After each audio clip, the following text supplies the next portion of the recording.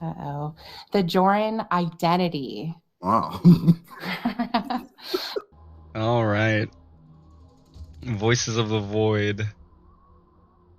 This is gonna go great with the creature we're gonna listen to. It's Lorne's second prison book. It's a very spooky novel about very spooky creature, I guess. The creature is correct. So, well, who better to write a book about a creature than a creature? I feel like this is very autobiographical in a sense. So, let's see. And also his wonderful narrative skills will come into play here. So, let's go ahead and get it started. 100%.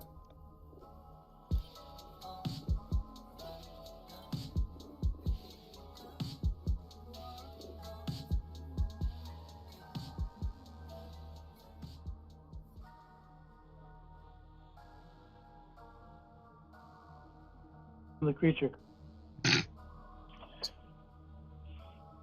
Okay. When he reached the classroom, he was surprised to see Jennifer Morse sitting there in the second row, second seat in. When she saw Samuel, this is all Does this take place in handwritten, high honey. school? I didn't even type it out or anything. It's all written by hand. I don't know yet. I hope not. When she saw Samuel walk in, she smiled and directed him to sit in the seat beside her. Eager at her directions, he calmly walked to the seat next to her, sat down and looked at her just in time to see her pretty dimples and her face blushing a slight tone of red. Samuel was surprised that she was showing her interest in him like she was. He had expected that she already had a boyfriend and that he would never get the chance to take her out. During the class, he slipped her another note that asked, "Is there anything special you'd like to do on Friday night?" She passed the note back to him after writing, "Call me tonight and we'll talk." Samuel went through the rest of the day with his concentration half on schoolwork and the other half on calling Jennifer that night. This is totally high school. After school, Samuel gave Andrew Parks a ride home, another good friend of his from school, and then went right home himself. When he got home, he found a note on the table from his mother asking him to take out the trash and feed the dog before doing his homework. Samuel did as his mother asked, but not before making himself a snack. Ham, cheese, and mayo on wheat bread was his favorite snack after coming home from school. My favorite part of my Audible subscription is hearing all the ums, erms, and then rereading lines.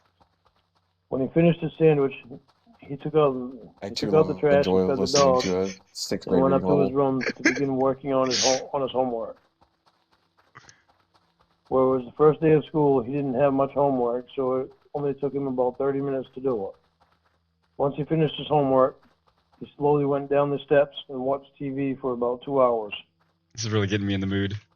He then realized that it was almost 6:30 and he still needed to call Jennifer. His mom and dad had been home since 5 o'clock and had been at the kitchen table going over the budget.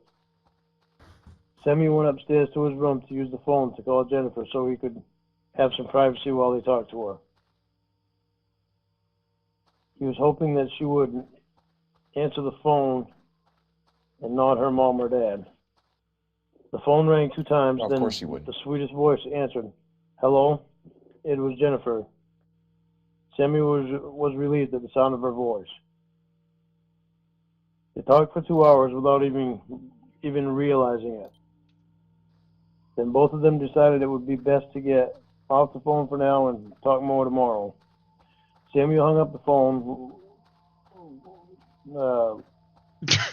phone, lay down on his bed, and thought about the long conversation he had just finished with Jennifer. He was amazed when she had told him that she had been interested in him their whole junior year, but he never asked her out. Oh wow, okay. He was kicking himself now for not having the nerve to ask her out last year. At least he got the chance to take her out Huh. Oh, wait a minute. Hold on. Okay. This handwriting's a little Figure scuffed. out now, though. And they decided to go to Rollerland on Friday night and then maybe catch a movie. Rollerland. Samuel honestly wanted to skip Rollerland because he hadn't been on roller What's skates Rollerland? Where's since the he was exposition? about 8 or Lorne? 9 years old. I need to take like He a told parry Jennifer to that this. he wasn't very Where's the good at roller punchline, Lorne? skating, but he promised him she'd Set up. catch him if he fell. So that's what made the thought of going a little easier. Honey, you okay? She's spooked out of her mind, Lauren. It's such a good story.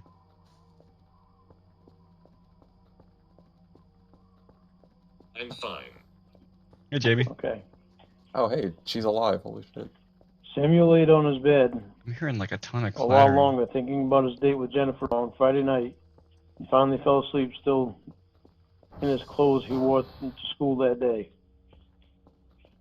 When he awoke the next morning, he was a little more anxious to get to school because his first two classes of the day were with Jennifer. When he arrived at school and got situated in his seat, he turned and talked to Jennifer almost right up until the bell rang, except for the one time he got interrupted by his friend Vernon, who just wanted to see if Samuel could give him a ride home after school that day. Samuel had also asked Jennifer if she would like him This to takes give her place a in the ride home. 50s. Oh, After school, Samuel and Jennifer walked out Maybe. to Samuel's car, Sounds like found it. that Vernon We're going to and Andrew freaking were Rollerland. both Vernon sounds like a kid. Samuel Like a, unlocked the front door for Jennifer to get in that first. baby boom? No. Then he went around Whatever to the that other next side and generation pushed the would be like power it. lock button to unlock the other doors for Andrew and Vernon. Vernon. That bro's name is Vernon. After they were all situated in the car, they headed out of the high school drive and onto the main road, which was named Nolansville Road. Who cares? Why is he laughing? Why is he laughing at that? Is that a real road? Is this a like a autobiography? Once on the What's going road, on here? Andrew and Vernon both said hello to Jennifer. Hello, Jennifer answered back. How are the two of you doing? She asked. They both answered back, good. How are you doing? Andrew asked. Jennifer answered, I'm doing fine, thank you. Are you two dating each other now? Vernon asked. Samuel didn't say anything and waited for Jennifer throw to that one answer. out there, huh? Yes, we are, Jennifer replied. Yo, yes we are. Okay. Samuel was relieved when Wow, Jennifer okay. answered. Well, never mind. After Samuel I think Vernon reads dropped the room off pretty Vernon well, I and guess. Andrew, he proceeded to drive Jennifer home. Once in her drive, she turned and asked him, Stop. so Vern's now that obviously we're born, right? a couple, does that mean that I get He's the third guy. a kiss before I get out of the car? Samuel smiled as he looked at Jennifer with a blush on his face. If you don't mind This creature kissing story me, is just an allegory if you for don't being a mind cuck. me So kissing you right now, then it would be my pleasure. Samuel answered back. Samuel leaned over and gave Jennifer a long kiss. Then get out and walked her to the front door of her house. He kissed her one more time of course he did. before turning back to his car and heading home for the day. Whoa. Ooh. Oh. Chapter 2. I Oh. have to make no Lorne. You're not Wow, allowed to make chapter that one's noise. already done. Wow. Was Yeah, that I like guess so, 9 or 10 paragraphs? dude? 200-word It was essay. now Friday night, and Samuel was getting himself ready for his date with Jennifer. He looked at the clock, God. and it read 6:30. Wondering as he I had to read this in something else. Bro, come on. You can't even... Wondering as he was putting on his cologne if he should leave in the next 5 minutes to pick her up, or if showing up early would make her have to rush to finish getting ready. Bro. He decided he would wait another 10 minutes and then leave. Jennifer's house was only about 10 minutes from his, and he would rather be early than late. As he drove in her drive and put his car in park, he noticed that she had not immediately opened the door. He decided that the polite thing for him to do would be to get out of the car and go to the door to get her. That would also make a good first impression on her parents because he knew they would be watching and waiting to meet the boy that was taking out their only daughter. Jennifer wasn't what? Oh, Come on. Jennifer wasn't Jennifer an wasn't- only child. what? Jennifer She wasn't has a home? brother, but Who wrote he's this? about 6 or 7 years older than her, and her parents are quite protective of her because Wait. she is What did he said her She is age their just then, baby. right? Did he? I think he did. Let me back it up He 5 approached seconds. the front door and rang the door. Bang beard that was taken. Man about 6 feet tall with the Okay, on answered the door. let me back it up properly. There we go. Jennifer wasn't what? Oh, Jennifer wasn't an only child. She has a brother, but he's about 6 or 7 years older than her, and her parents are quite protective of Oh her no, because okay. Oh, I just heard. I heard she is 6, their baby. and then years, so I thought it said there's He 16. approached the front door and rang the doorbell. A man about 6 feet tall with graying beard and a baseball cap on answered the door. "You must be Samuel," the man exclaimed. "Yes, sir," Samuel replied. "My name is John. I'm Jennifer's dad," he said as he held his hand out to shake Samuel's hand. Samuel noticed the tight grip I would hope he's his that the dad. man had and returned the Or handshake he's with a her firm dad. grip of his own, but not so firm as to Some try to dudes here. overpower the man. Samuel didn't want Jennifer's dad to think anything bad about him or Anything try to bad leave a about first him. I like how impression of vague the writing toughness is. with the bigger man. "Please come in," John said. Samuel stepped a few feet in the house and noticed an older. Huh. That doesn't really make sense to me. You don't understand You wrote it. obviously. And noticed wrote an this older, thing, but older woman standing in the kitchen It's like cooking. he just wrote all this shit what down looked and didn't like proofread it all. dinner for two. The lady walked over and introduced herself to Samuel. "Hi, Samuel. My name is Christine." She reached out and shook his hand after wiping it on her apron. "Hi, ma'am," Samuel replied. "Jennifer should be right down," she said as she turned to go back into the kitchen. Jennifer's parents made small talk with Samuel until Jennifer came down the stairs. Samuel looked at her with magnetic eyes. She was only wearing jeans and a t-shirt with some writing on it because they were going roller skating, but she was still Only very wearing beautiful normal to clothes. him. "I hope you don't mind that I didn't dress up too much since I was going roller skating." Oh, you're Yeah, going I- roller No. skating. Who cares? "What Didn't you're put on wearing my is perfect, Sunday's and you still look finest. beautiful in it," he Yeah, replied. I didn't put all my makeup on Jennifer and wear blushed a slight shade of fucking red skirt. and thanked him for the compliment. Sorry. I'm ready to go when you are," she said after she gave her mom and dad a hug and kiss on the cheek. This is so fucking dry. "It was nice to meet you, Mr. and Mrs. Moore," Samuel said as Moore? he opened the door and let Moore? Jennifer walk out first. "It was nice to meet you too, Samuel," Mr. Moore replied. It's a little close. The catfish is, Samuel or the walked Jennifer to decoy the in car TCAP was and named opened the Kayla door Moore. for her. Kayla Moore, yeah. He let her know how nervous he Was was her about father meeting John her Moore? parents and how he I hoped don't know, he but they left were a both good doctors. first impression It's a on them. pretty common name. Are these both doctors? Oh my god, you're slinging that thing. What the hell? After Samuel got himself in the car, Jennifer said, "I talked to my parents about you all week and told them how you liked me for the last 2 years, but could never find the nerve to ask me out." She chuckled as she looked at him. "What did they say about that?" Samuel asked.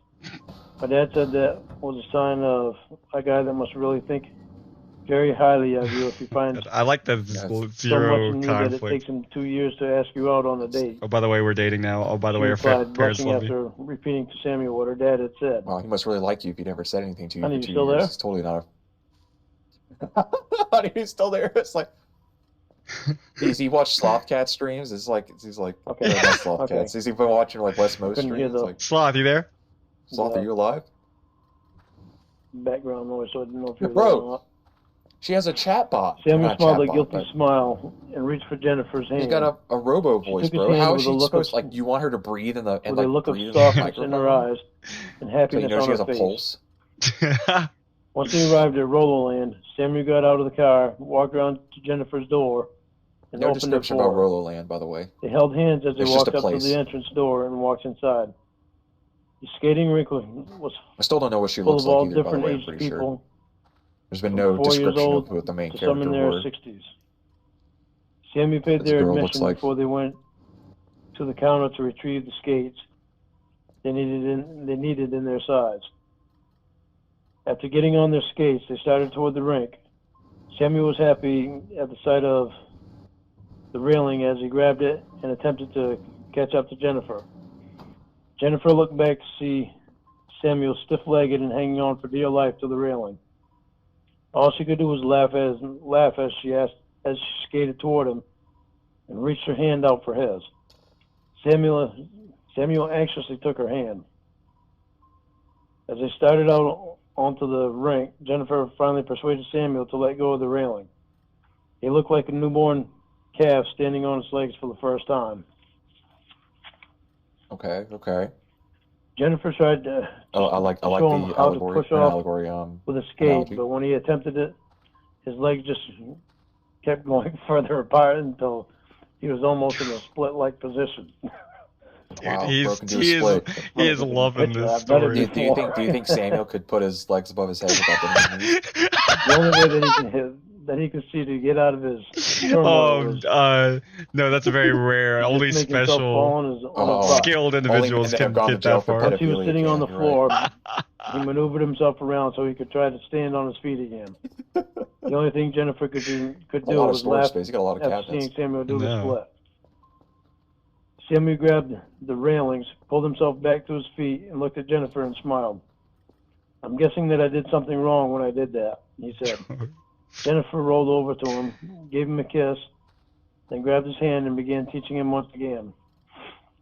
He was able to start moving on his own after a while and started enjoying himself a little more when he could. After about 2 hours of roller skating, Samuel's legs started to hurt. They decided that it was time to go and watch a movie. After taking off his skates, Oh, now they're Samuel gonna go decided watch a to sit movie. back down for a minute. He almost fell when he stood up the first time after removing his skates because he Dude, felt I like went they roller were skating, and still on, I wasn't like he having was this still much. rolling. Once he was able to stand without a weird feeling of rolling, they returned their skates and headed for the theater. After watching their movie, Samuel drove Jennifer home. "Are you doing anything tomorrow?" Samuel asked. "Not that I know of," she replied. "Would you like to come over to my house tomorrow and meet my parents and maybe have dinner?" he asked. "Yes, I would," she replied and gave Samuel a kiss on the lips. Wow, right on the lips, huh? Samuel got out of the That's car, first base. went around Wow, to they're Jennifer's already side and there, opened the door for her. "What time would you like to come over tomorrow?" Samuel asked as he was walking to her front door. "That depends on how much time you want to spend with me tomorrow," she replied as she squeezed his hand and looked at him with a blushing grin. Ooh. Samuel thought for a minute. He would love to spend the whole day with her, but knew that he'd have to help his dad cut the grass and rake the leaves in the morning. "How about 2 o'clock?" he said. "2 will be fine," Jennifer replied. She gave him a hug and a long kiss and turned to go in the house as she slowly let go of his hand. He waited until she was in the house, Wow. then he started walking to his car and headed for home. The next morning, Samuel did everything he could to make sure the lawn was cut and the leaves were raked by noontime. That way he'd have plenty of time to get something to eat, take a shower, and get ready to go pick up Jennifer by 2 o'clock. At 2 o'clock, Samuel was at Jennifer's front door, talking to her mom and waiting for Jennifer to finish getting ready. You can see why Jennifer was as sweet as she was after talking to her mom. Her mom would speak at him with a soft tone in her voice and a way about her that showed that she was really interested in his future and like really cared. And like she really cared. He enjoyed talking to her.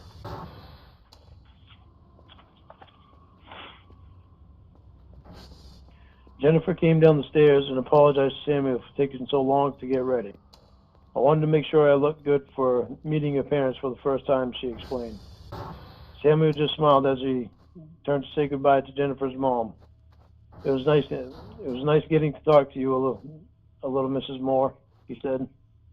It was nice getting to talk to you more too, Samuel, she replied. When Jennifer and Samuel got to Samuel's house, his mom and dad came to the front door to meet Jennifer. They were both taken by her right away and could tell Samuel really liked her a lot. The way she held herself was in a very ladylike fashion.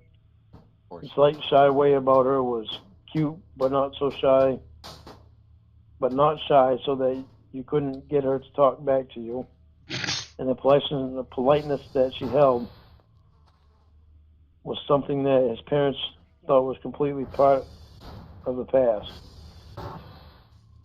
From that day on, Samuel and Jennifer became inseparable. They were each other's best friends. By the time Christmas came around, they both had met each other's whole family and had spent the holidays with them. Both families had made Samuel and Jennifer feel like they had always Really been part of through their families. Yeah, well, he didn't want to ride anymore. February 14th had come around. It was Valentine's Day, and Samuel had something special planned for him. Which one? Well, the one he gave all his cellmates stand jobs to. Something special planned for him and Jennifer that evening. He had been saving up his money that he had been earning from working part-time at the grocery store in town. He wanted to take her to the most expensive restaurant in town before he handed her an engagement ring. Oh, they did engage. I guess a couple years have passed. And asked her to marry him. I wouldn't know. It was 6 in the evening, and Samuel was walking up to the door to Jennifer's house. He was wearing cream-colored... He was wearing no pantries. He was wearing cream... For a minute, I thought he was wearing cream-colored dress. There was something fucked up there. He was wearing cream-colored dress pants, a light blue long-sleeved dress shirt with a cream-colored tie with red and blue stripes going at one angle on it. Nice, good. That's called diagonal. He had a single red rose at one angle. Jennifer in his sweaty and shaky Any hands. angle you can think of. As he approached the door, he reached his hand out. As soon as I figure out a targeting solution, he's going down. Before he could, It's like a Jennifer had opened the battleship door. with zigzags on it. She looked so beautiful, all Samuel could do was stare at her. His mouth wanted to move to tell her how beautiful she looked, but no words would come out. She bent in and gave him a kiss, and it brought him out of his trance state that he was in. You don't have to say anything. I see it on your face when you look at me, Jennifer explained as she smiled and blushed. Samuel smiled back and handed the rose to her. Rose. He took her hand and walked her to the car. As he opened the door for her to let her in the car, he whispered in her ear, "You're beautiful," then gave her a kiss on the cheek. When they arrived at the fancy restaurant, Samuel walked over to the other side of the car to open the door for Jennifer. After she was out of the car, he told her that he had forgotten his wallet in the glove compartment. He was getting cold feet and had to get it. She waited there for him as he reached into the glove compartment and cautiously slipped the engagement ring into his pocket without her seeing. Wow. They walked into the restaurant hand in hand and was seated at a quiet corner table for two.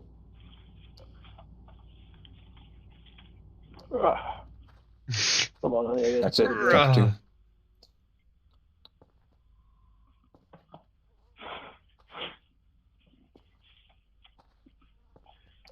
They ordered their dinners, and the waiter lit a single candle that was placed in the center of the table. They began talking as they waited for their meal to be delivered to their table. "What do you want for the future?" Samuel asked Jennifer as his hand reached for hers. "I've learned from my parents.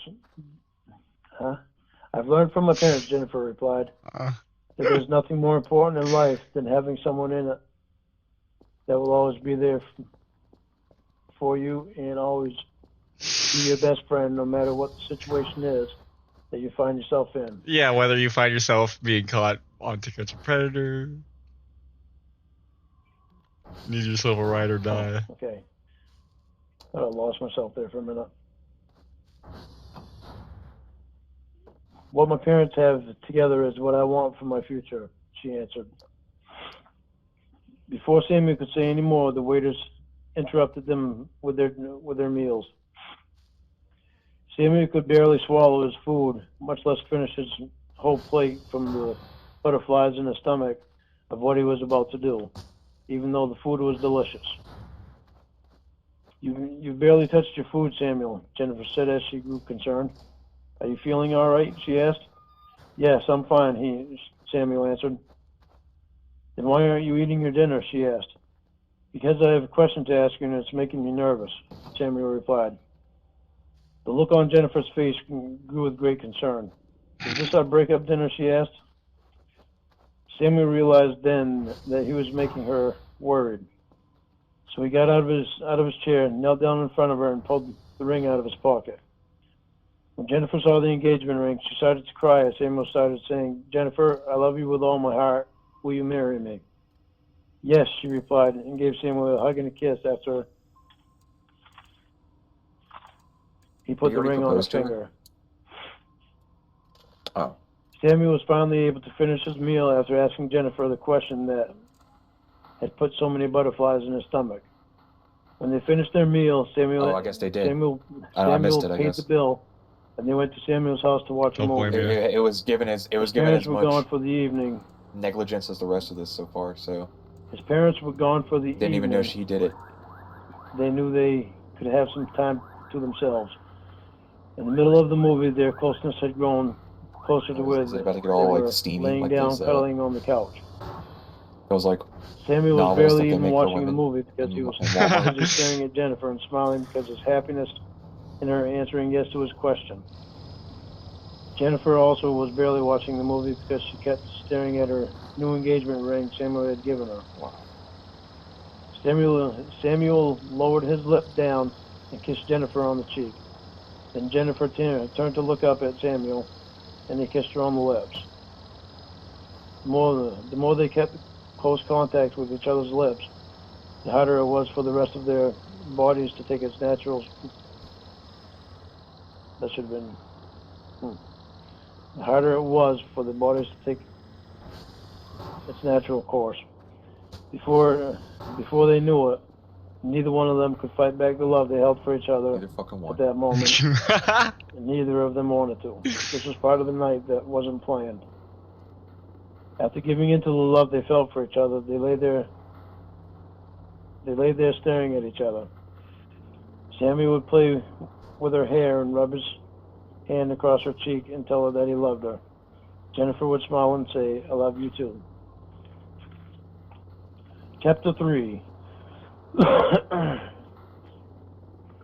The next few weeks went by, and Samuel and Jennifer were supposed to go on a hike with some friends.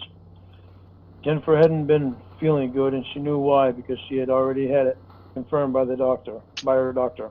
Oh, she's She was pregnant. she's pregnant. Yo, what happened? She had told her parents, but hadn't told Samuel yet. Really? We First sentence. Day on the hike. She's already pregnant. And she's They already met up with having Vernon like and his pregnancy girlfriend. sickness. Holly and Andrew and Andrew Just read, bro. and his girlfriend Whitney at the base of Mount Katahdin at 8 o'clock that morning. Mount Katahdin, honey, is in Maine. It's the highest mountain in Maine. It's in Maine. So this takes place in Maine. High schoolers They in hadn't Maine. planned on camping overnight, but brought But the the last extra name of supplies Morton. with them just in case. From what the forest ranger Bill Hawthorne had told them, they would be the only ones on the mountain today because not many people go hiking in March.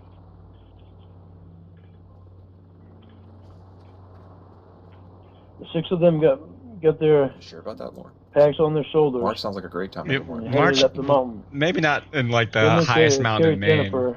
It's probably still winter. Samuel carried Jennifer's whenever she started not feeling good, or when she started to not feel good. It was 12 o'clock when they made it about a quarter of the way up the mountain. The snow was getting deeper because of the altitude, and the air was getting colder the higher up they went.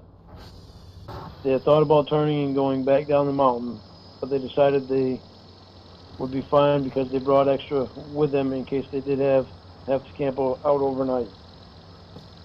They also brought a cell phone so they could call their parents and let them know what they were going to do if there had been a change of plans. They decided that it would be best to stop and call their parents to let them know they would probably be camping out overnight on the mountain and would be back home by tomorrow afternoon. After calling their parents, they continued on their way up the mountain. Was that planned? Or are they just going They to all say, had yeah, we're to put just camping their now? snowshoes on when they stopped to call their parents because Good thing I brought all this camping equipment when I wasn't planning on without camping. them. Yeah. You don't go up About you don't go a 100 yards hiking from where trail they understanding that you're had going to, stopped like, to call their parents. how long it's going to take. Came upon a set of tracks. I thought the ranger said that we were the only ones on the mountain today, asked Vernon. That is what he said, Samuel replied. They all looked puzzled until Andrew spoke up and said, these tracks must have been made by the ranger yesterday. They all agreed and continued on. They had a fairly easy time as they were hiking on the trail, but the higher up they got, the harder it was to keep track of where the trail was because there was less trees. What? It's 4:30 Has anyone now, ever been hiking before? guys. We're a little over halfway up the mountain. I think we should stop and camp here for the night so we can still have some trees for shelter against the wind. Then we can start out early in the morning, Samuel suggested. The others agreed and started setting up their camps. Jennifer wasn't feeling good again, so Samuel gathered up some wood and started a fire so she could sit next to it and keep warm while he set up their tent. While he was setting up their tent, Vernon and Andrew came over to help him. When I was getting wood for the fire, I saw more of the tracks that we seen earlier, he said in a low tone to Vernon and Andrew, so the girls wouldn't hear him. Melatonin? Why would The there be girls? tracks Wait, who else is all the with way up them? here? I think It took us all day just to climb it's up him, this far. his partner, and We never then noticed anyone his following friend and us, his friend's Andrew said. partner. I don't know, Samuel exclaimed. But we should be on alert okay. just in case there's Right, Vern. someone out All right, cool. here I that remember now. the ranger didn't know Vernon and about. Samuel, two different people. The guys finished setting up the tents and joined the girls by the fire. After they had gotten warmed up a bit, Jennifer whispered to Samuel as he held her in his arms, as he held his arms around her from behind. You know, the poor hug. when your girl buys your McDonald's for you. That's like the Lorne stance. That's what we really should call it. So I don't answer it. The Lorne hug. Oh, I think the Lorne hug might actually get you like probably a restraining order. Honey. Let me see where I was here. Just slipped on a banana peel and blasted my shit open. Ouch.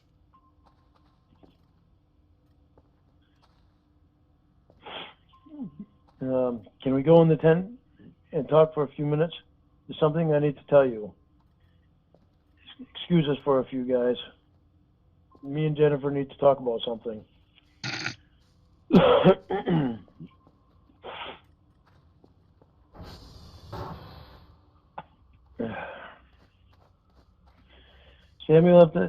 Samuel opened the tent door for Jennifer to climb in first.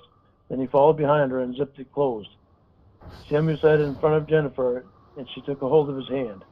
Are you feeling all right? He asked her with growing concern. We're being followed. Jennifer took a deep breath, looked into Samuel's eyes, and said, I'm pregnant, Samuel. Oh. Samuel's face I thought froze. that was already understood. An overwhelming feeling of excitement, happiness, and scared Or to is this death the partner? Can't even keep track of it anymore. ran through him all at one time. I think the main character's name is Samuel. Samuel, say something, Maybe. Jennifer said with a worried voice. A sigh of relief and a smile covered Jennifer's face at the same time as a tear rolled down her cheek. See, this is the problem writing. And Samuel third blurted out person. with a strong voice, I love you. He gave her a hug and a passionate kiss, then said, let's go outside and tell everyone. Jennifer took his hand, and they crawled back out of the tent. They sat back at the fire with their friends, and Samuel put both of his hands up and said, I have an announcement to make. Jennifer just informed me that around Thanksgiving time this year, she'll become a mother and me a father. The friends all came over and gave them a hug and say in a really congratulated them. roundabout way. As they were congratulating them, Don't want to they go heard some around branches it. break in the woods. Did you hear that? Vernon asked the group. They all agreed that they heard the noise, Did you hear that? and each of the girls held Who's tight there? to their boyfriends. Start yourself. It was probably just a deer or something like that, Andrew exclaimed. Just then, the cry of a coyote sounded and sent cold chills down everyone's spine. Wow. Once they recovered from the chill of the coyote cry, Andrew decided he'd better get some more wood before the fire went out completely. He grabbed a flashlight and took his turn to get the firewood.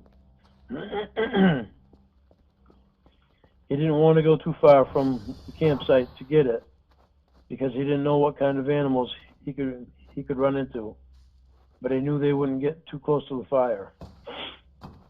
He went into the woods about 20 feet, where he found a bunch of dry wood thrown randomly between 3 trees. He bent over to get an armload of it and felt an odd feeling on his head, like something was dripping on him. He shook his head in case he was just imagining it. Then he felt the drip again. He turned his head to look up, his eyes pull open your hand wide up to your head and feel it. when he moved his flashlight Just on like, it. oh damn, that's crazy. And He then just gasped keep for walking. air, dropped the wood, then let out a big scream. Back at the camp, they all looked at each other. You girls stay here at the fire, Samuel exclaimed. Samuel and Vernon went to see what Andrew had screamed for. When they reached him, they saw the look of fright on his face. Samuel shook him and asked, Ooh, Andrew, scary. Andrew, It's getting what's scary. wrong? Andrew pointed up in the rising tree. action. Just... Samuel and Vernon looked up in the tree punchline. and saw Ranger Bill Hawthorne hanging upside down, with his stomach Oh. ripped out and both of his arms torn off. Oh my God, Vernon explained. Oh my God. exclaimed. We need to grab this wood and get back to the fire with the girls, Samuel said. When they bent down to collect the wood, Vernon grabbed one of the ranger's arms, thinking it was a piece of wood. When Andrew shined the light just right, Vernon noticed what it was, dropped everything he was holding, and turned and let his stomach loose. When he regained himself, he noticed that the ranger's gun was still in the hand of the amputated arm. Wow. He reached down and pulled it out of the dead hand, then picked up the wood he dropped, and they headed back to the campfire with the girls.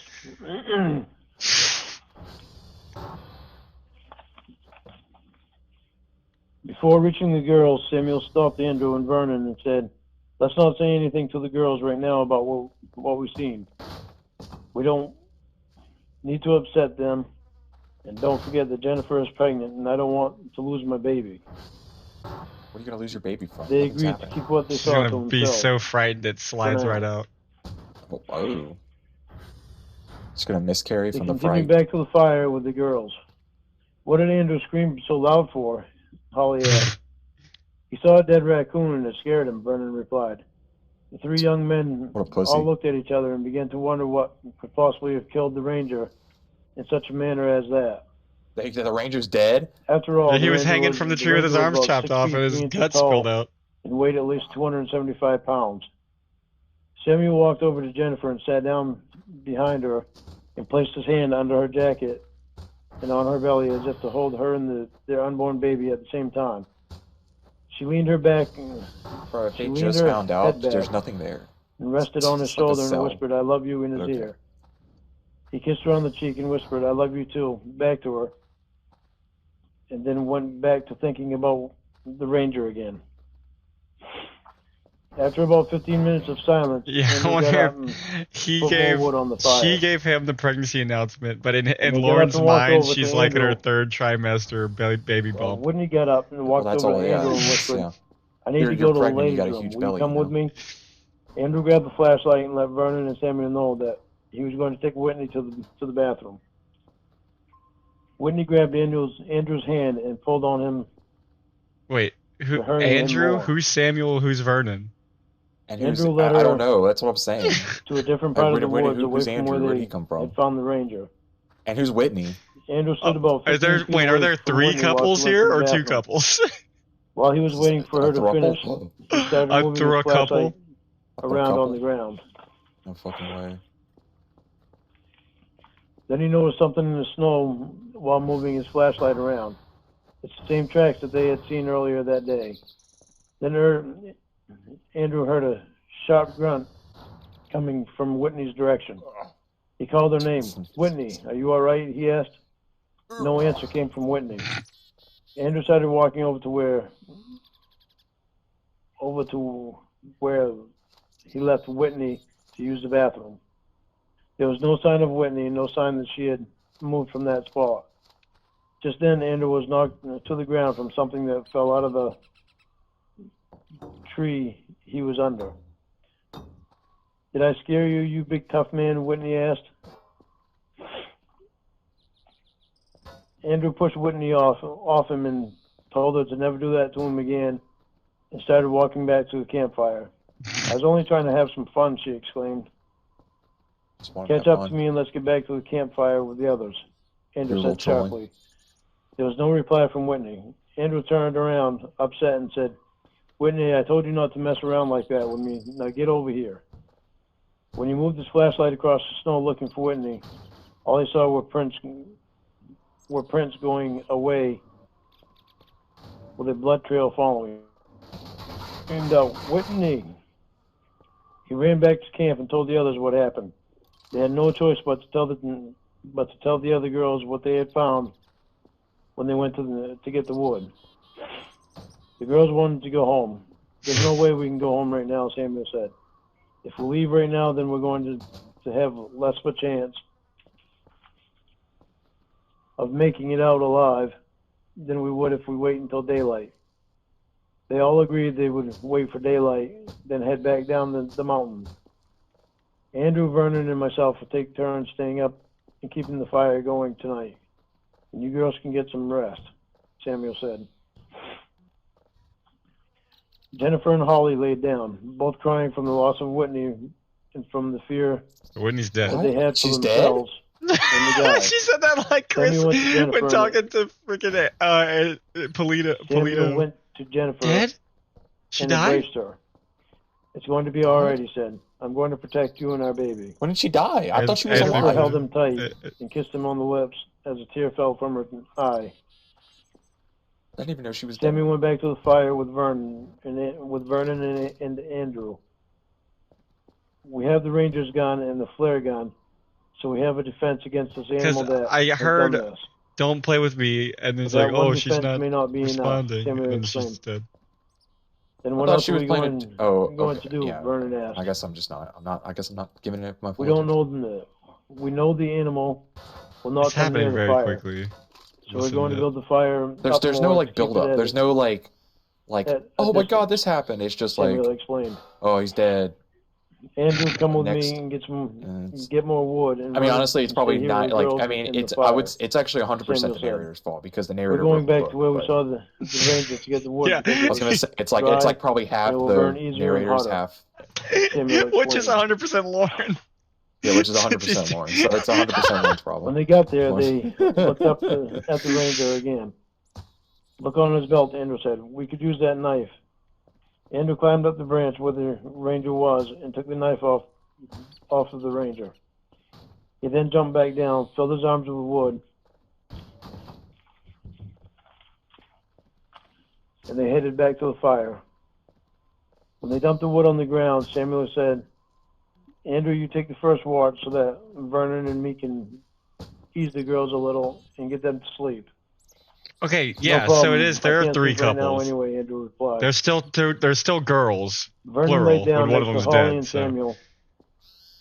Okay. Vernon laid down next to Holly, and Samuel laid down next to Jennifer. Once again, he put his hand under her coat and on her belly and whispered in her ear, I'm never going to let anything happen to the two of you. And he gave her a kiss before he fell asleep. A few hours later, Andrew awoke Vernon and had him stand guard so that he could get some sleep. Vernon watched the fire and kept guard for the next 3 hours, then woke up Samuel to keep guard. Are they really out I in the need to middle go to of the nowhere? bathroom They before can't just like I lay, they can't just like leave. I need to go to the bathroom like this before place is scary. I I lay want to back leave. down, Vernon exclaimed. Take the Are they flashlight like out with in the middle you of nowhere? and the flare gun. Does storm replied happen Samuel. maybe and they're stuck? Vernon grabbed the flashlight and the flare gun and went off into the woods to relieve his discomfort. Samuel kept track of the amount of time that he was gone. After 15 minutes, Samuel started getting worried, but knew that he couldn't leave the fire to go look for him. Just then he saw the flashlight about 25 feet away, bouncing It's to like and his fro. version of the Thing. All of a sudden, Samuel saw Also, what did the whole like love arc have to do at the very beginning? Well, you gotta set up. You gotta want to root for the characters, right? Oh, You gotta want them all to of a survive. sudden, You gotta be Samuel saw his invested. flashlight fly about 20 feet in Is the that why air they're all pregnant? and fall to the ground with a heavy thud Well- right after it. Because then if they All die, Samuel they're could killing do 2 was people, stare. right? He couldn't scream because he'd wake everyone up and cause a panic, and he couldn't go to But is bro where dead? Vernon lay, Why wouldn't you or he would scream? end up being the next victim. Okay, dude. All he could do is sit there and keep the fire going until daylight arrived. Okay, chapter 4. When daylight came, Samuel walked over to this is the book that Mom wanted me to finish. I gotta find them. Did he write? Is first that two written? pages, Did he the read first that 4 pages. in the book?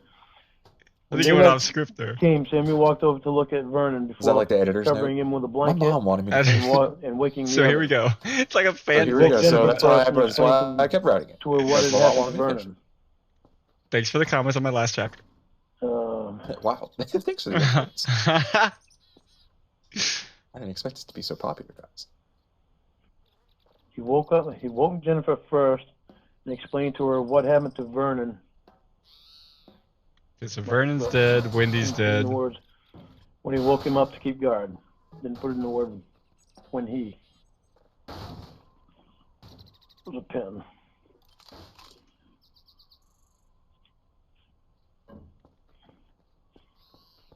Oh, wait a minute. He woke Jennifer first and explained to her what happened when Vernon woke him up to keep guard. Okay. That's all good. All Jennifer could do was cling on to Samuel, rest her head on his shoulders, and let the tears fall from her face.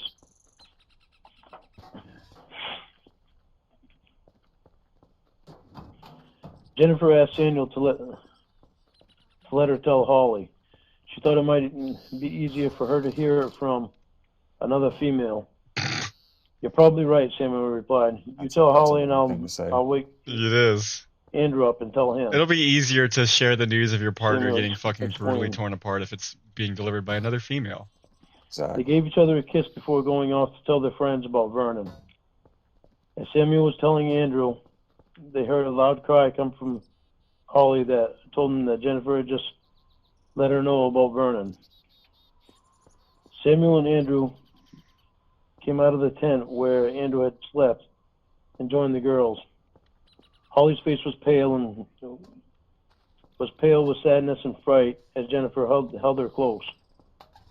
Samuel put his hand on Holly's head and tried to comfort her by saying, "We're going to get through this, Holly, but you're going to have to remain strong, okay?" Holly shook her head yes in a nervous and scared way. Like the way that they started this whole thing, it sounded like they like They went to some they like gathered up the park and things was that like, they yeah, need here's the very well documented trail to to go take up back and down the camp mountain with on them. back. Yeah, now they're in the middle of goddamn nowhere, in Yeah, the middle Left of behind the the things that they said blizzard. we're just gonna would only walk that way. weigh and then- them or slow them down. Yeah. Then they put the fire. Helen. Then they put out the fire and started down the mountain.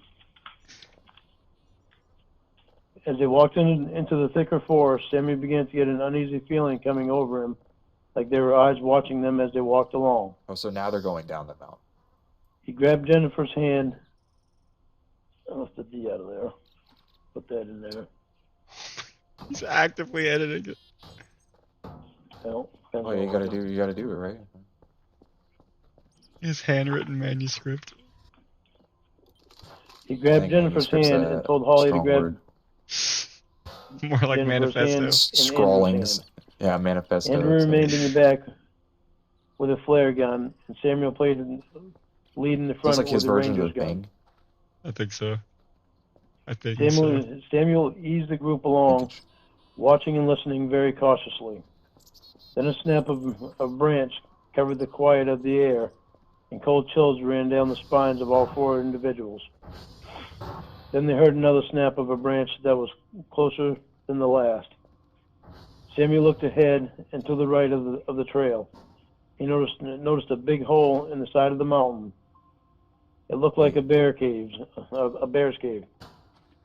He knew that it wasn't a good idea, but he also knew that if there was a bear in it, they would be sleeping, and they would at least stand a chance better than out in the open like they were now. At the count of three, Samuel said quietly, "We're all going to run to that cave." They all agreed, and Samuel started the countdown. 1, 2, 3, run. What? Samuel yelled as he clenched tight off Why are they Jennifer's making hand. noise? If they think there's a bear in Andrew there, why looked would they behind make him as he noise? was Why wouldn't they running just go and got the past first it look at the creature that quietly? had Why would killed they be their like, "What?" And then start friends fucking and taking was off? now trying to kill them. Like, yeah, Oh that'll shit, work, he bro. yelled, "Run!" Samuel and Jennifer made it to the cave and started encouraging Holly and the TSA call, Andrew dude. to run faster. Scream! Finally, they made it to Scream, the make cave. noise. Once they were all inside the cave, Make some Samuel turned on the noise. flashlight Oh, they went in the cave. just to turn around and find that. Why would they? Just to Why turn would you go around into it? and If you find think it's a that bear cave, why would you go into it? if he would have taken one more step, he would have fallen a good 150 feet Oh, wow. to an Are underground they in river. Minecraft? There's a In a boulder cave, in, it's in in the the way cave. of the entrance Don't to dig the down, cave, guys. so whatever that creature is, it couldn't get past that boulder, or we'd Creature. all be dead right now. Samuel explained. The only problem now is that he has us trapped in this place with no way out. Andrew replied, still Nice. So breathing heavily you went from into the cave and hard let him. run through the deep snow. Let's just rest here for a while and catch our breath. Catch our breath back and think. Andrew, grab that stick by your foot and poke it out of the front of the cave, Samuel said. Andrew reached down and picked up the stick that was about 6 feet in length and began to move it toward the front of the cave. Wait a minute.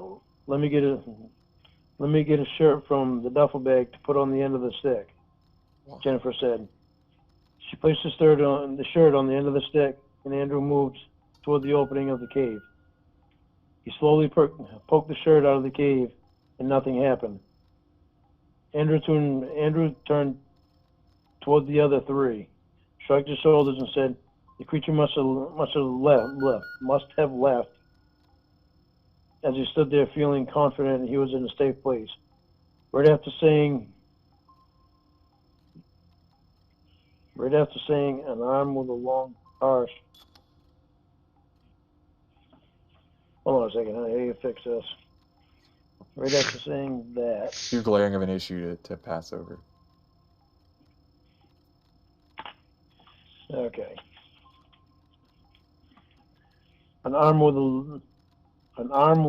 Right after saying that, an arm with long, harsh-looking fingers Oh, the thing. and long Gargoyle nails feet? reached in the Is that cave Lorne? just far enough to make a long gash in Andrew's side. The girl screamed and Andrew fell to the ground in pain. The creature's hand reached in again this time getting his Like fingernails Krampus or planted deep something. into Andrew's foot. Andrew screamed in pain as the creature tried. How the hell did I write that like that? Andrew screamed in pain as the creature tried to drag Andrew to Don't do him. that. Samuel grabbed the gun from the bag. I don't know why the hell I wrote that like that. Ran to the creature's arm.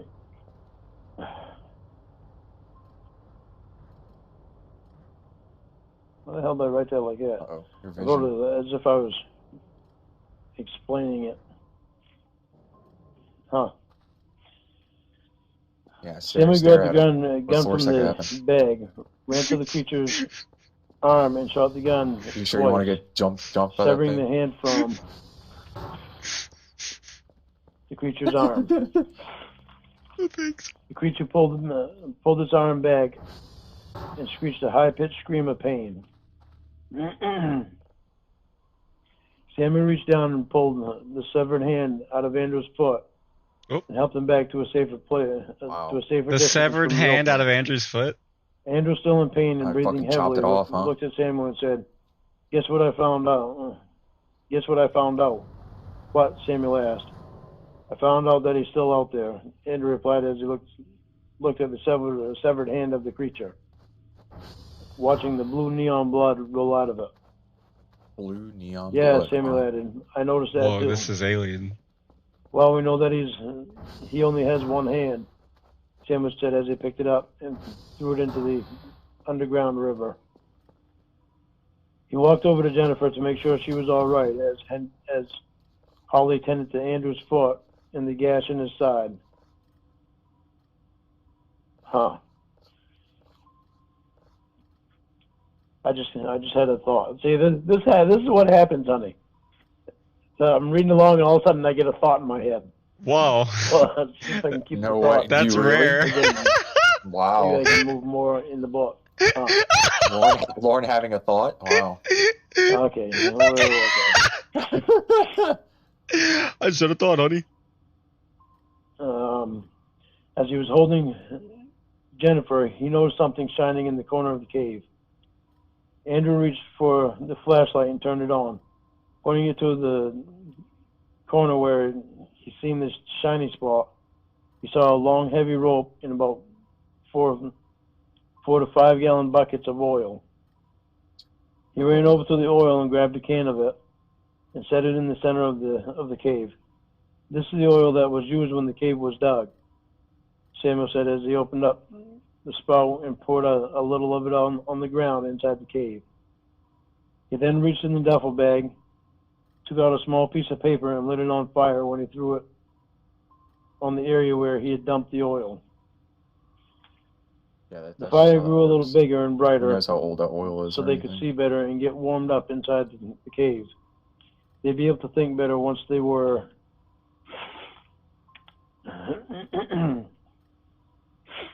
warmed up and got something in them to eat.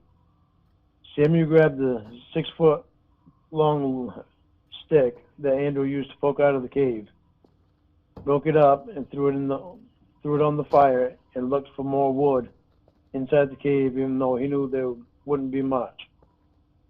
He threw what he found on the fire and he added more oil to get the fire going better. Then he looked in the duffel bag and grabbed a ham sandwich for everyone and 1 bottle of water to share between the 4 of them.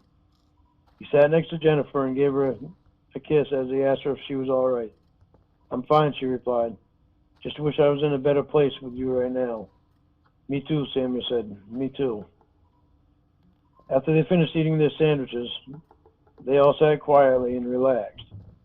Samuel's mind was turning, trying to think of a way to get his fiancée, friends, and himself out of the situation. He added more oil to the fire and then suddenly remembered the rope. He looked to the corner of the cave again and saw the rope. Studying the size of the rope, he decided to pick it up and look at the shape it was in. It looked like it was in pretty good shape and was strong enough to hold him. "Jennifer, I'm going to tie this rope to a few of these sturdy rocks, these big sturdy rocks here inside the cave, and lower myself down to the river to see what I can find out about it. Help guide me down there, okay? Samuel asked her. Even though she wasn't very happy about the idea, she reluctantly said okay. Samuel tied the rope to the most secure places he could find and started lowering himself down to the river after giving Jennifer a kiss and telling her that he loves her. Once he got down to the river, he noticed that the only openings were underwater by about 10 feet. Pulling himself back up to the cave took a long time, and Samuel had a few scary slips on the way back up, but he finally made it back up to the cave. Tired and out of breath, Jennifer had to pull him onto the flat ground. Then she added more oil to the fire to help him warm up faster.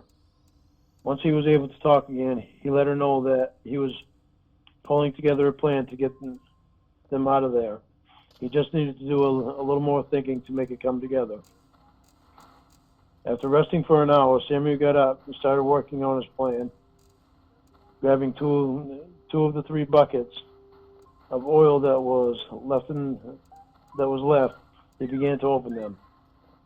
He began to make 2 trails of oil from the center of the cave back toward the opening that would meet at the opening. Then he dunked the rope into one of the buckets of oil and let it soak in the fibers of the rope. Jennifer kept the fire going inside the cave while Sammy got his plan together, and Holly was taking care of Andrew. "How's he doing?" Samuel asked Holly. "He's doing better now that I have him patched up," Holly replied. "Can he move?" Samuel asked. "Not very well," Holly answered. Samuel thought for a minute. "You're going to have to help him move then, because once we leave this cave, you 3 need to keep running while I light the fire and try to push the creature backwards into the cave," Samuel explained.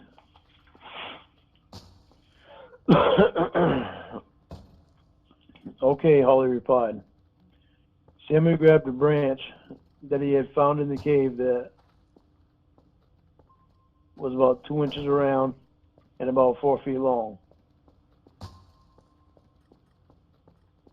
He wrapped the oil-soaked rope around it and lit the rope on fire. Turning toward Jennifer, he handed her the flare gun and gave her a kiss. "I'll be right behind you. I promise," he told her.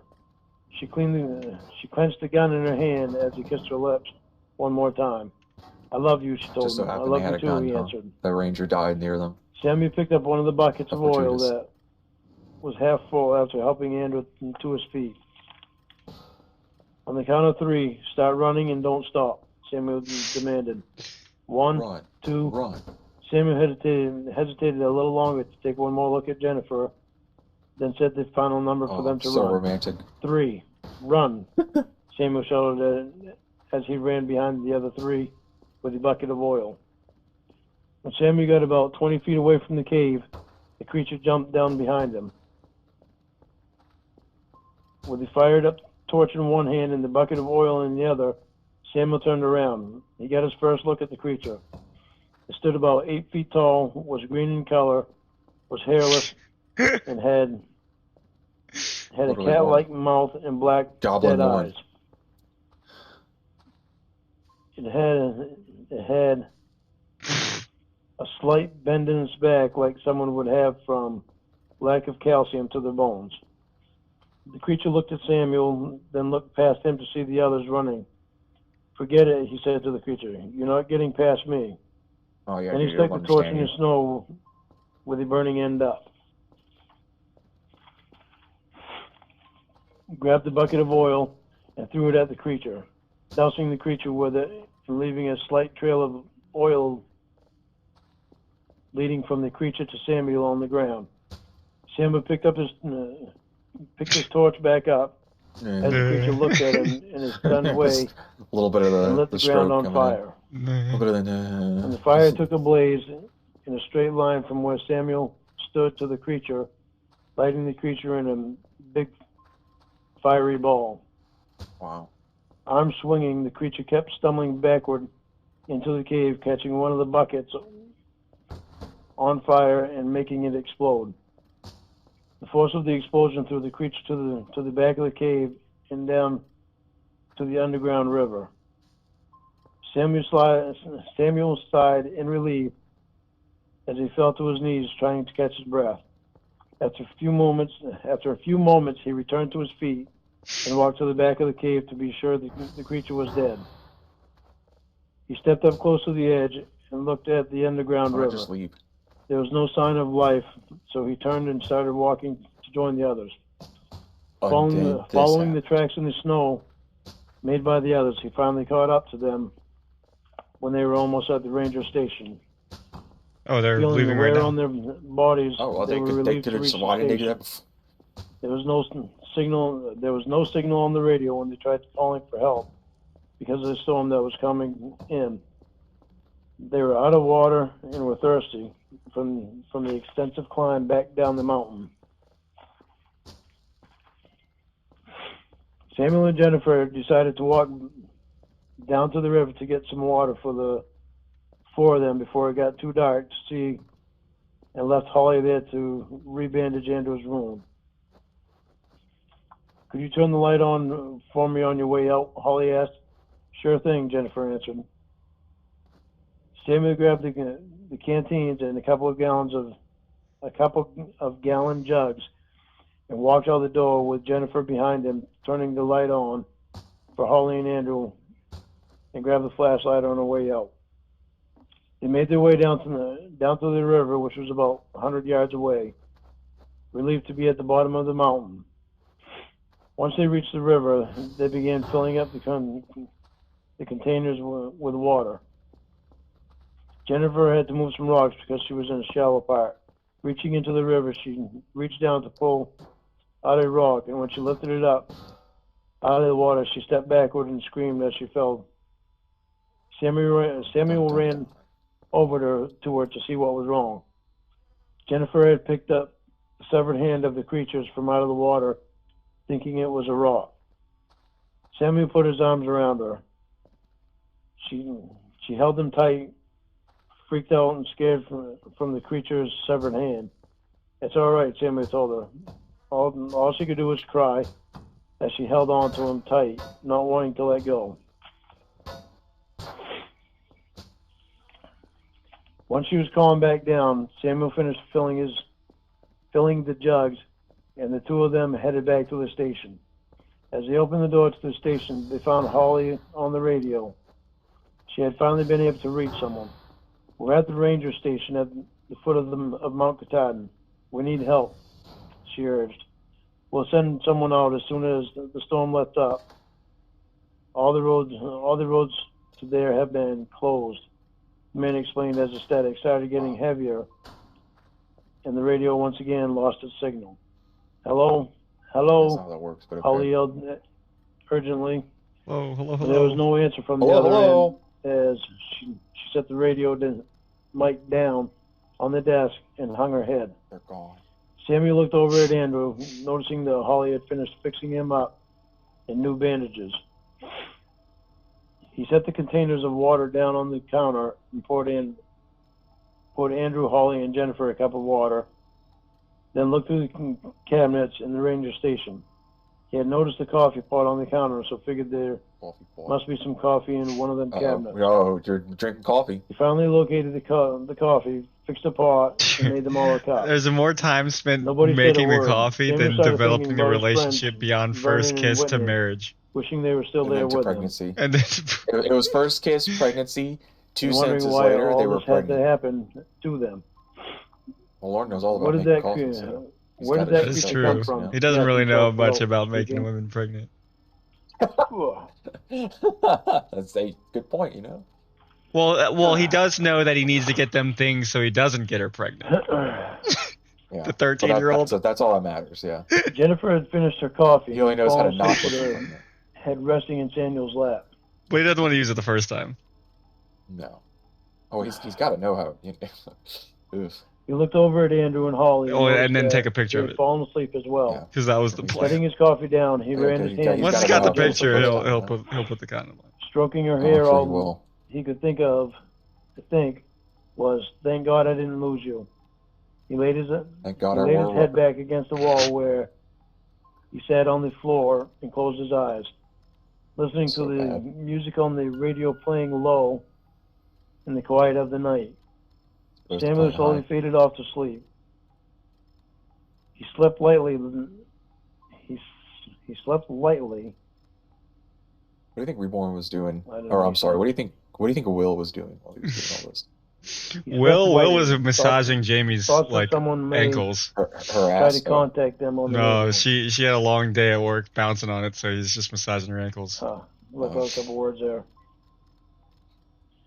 He only slept a few hours because of so much of the day's events going through his mind. He gently lifted Jennifer's head and slid a backpack filled with clothes under her, then got up to fix him another cup of coffee. He opened up the door to see how much snow had accumulated. Wow, he said to himself. There's about 30 inches of snow that has already Holy fallen and is still... No, I can't see it. Bro. And it's still coming down heavy. He grabbed the shovel so he could shovel a path in front of the door.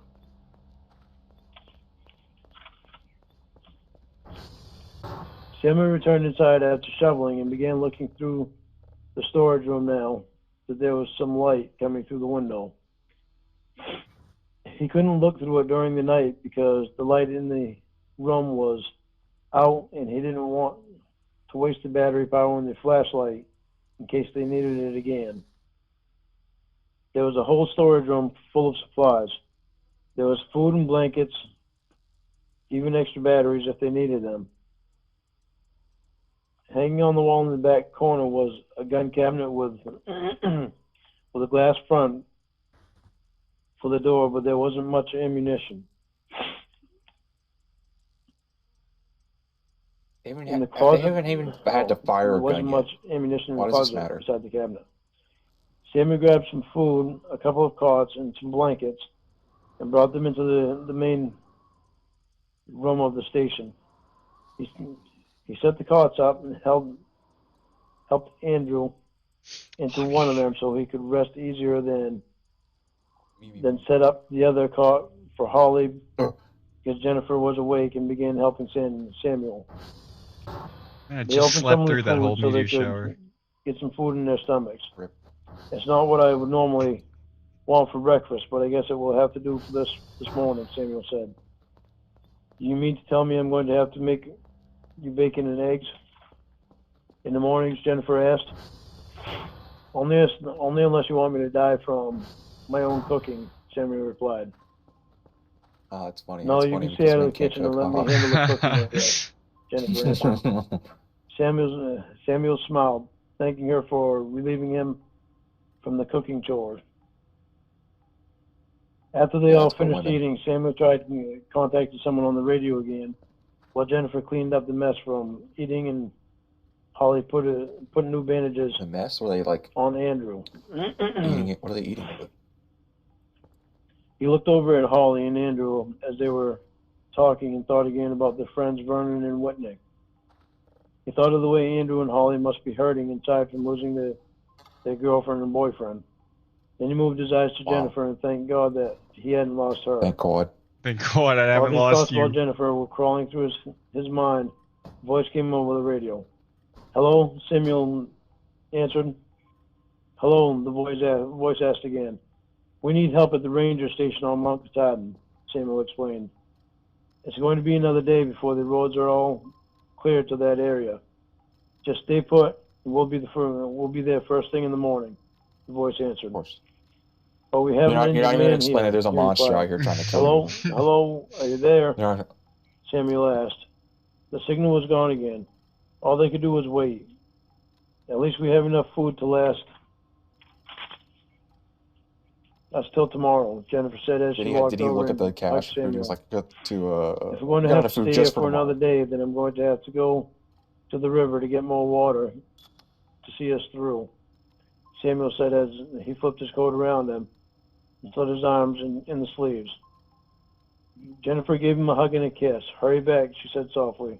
I will, he replied as he put his snowshoes on and walked out the door. Chapter 5. That was a long chapter. That was impressive, Lorne. Yeah. Samuel struggled to walk. You say better sit back and read this part. Well. Can't read. False start. Samuel False start. my struggled to bad. I walk on shouldn't the have said snow because anything. of the brisk Holy shit. wind and thick falling snow. Thank God we have Thank God. the ranger station Sorry. for Can't help shelter myself. right now. A person could freeze to death out here, he said out loud to himself. Oh. The river was only about 100 yards away, but it Oh, seemed dude, the more like signal 5 miles with the disappeared. wind blowing the way it was.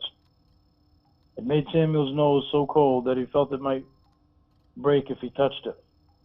Wow. He looked at his watch Nice. when he reached That was a good. small river. 3:17 p.m., he said.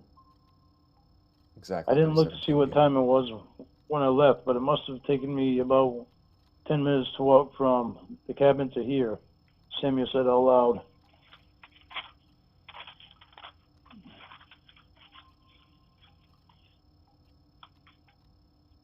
Samuel grabbed the containers and began filling them. The cold water made his fingers feel frozen, running over them as he held the containers under the water to fill them up. When he finished filling them all, when he finished filling them all, he tied them around his neck and turned to head back toward the ranger station. He looked to his left just enough to catch an indentation in the fresh falling snow. Oh my God, he said to himself. They were the footprints of the creature making their way towards the ranger station. Samuel dropped the containers of water and began to run to the ranger station. His legs felt heavy, and he felt like he wanted to collapse in the snow.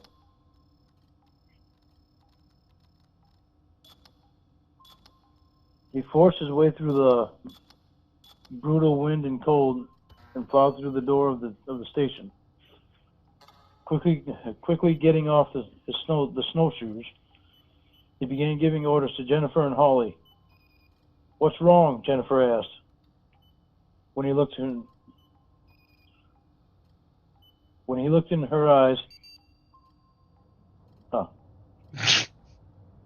when he looked her in the eyes, she knew, and so did Andrew and Holly.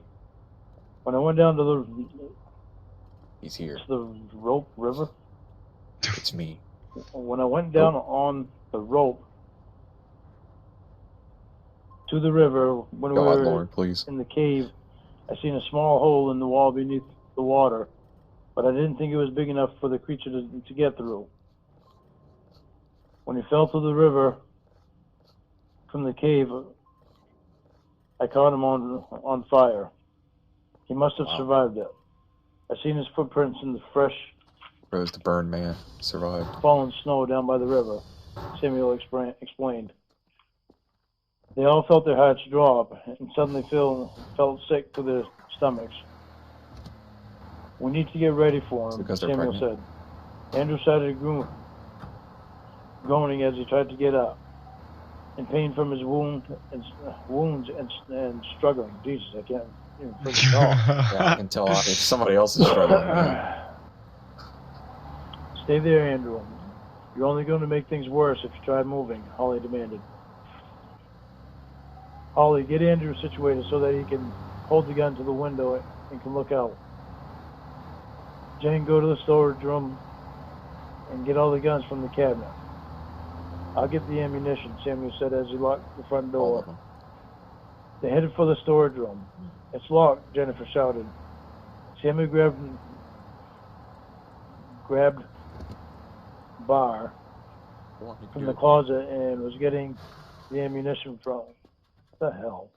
From the closet he was getting the ammunition from. Step back, he said as he smashed the glass so Jennifer could get the guns. They returned to the main room with all the guns and some ammunition. Jennifer, take Holly with you and go back in the storage room and grab 2 cases of the canned food and the wire I saw in the closet where I got the ammunition from, Samuel said. Bring them out here and empty them all. The girls did as he instructed while Samuel and Andrew loaded the 8 guns and finished getting Andrew set up by the window.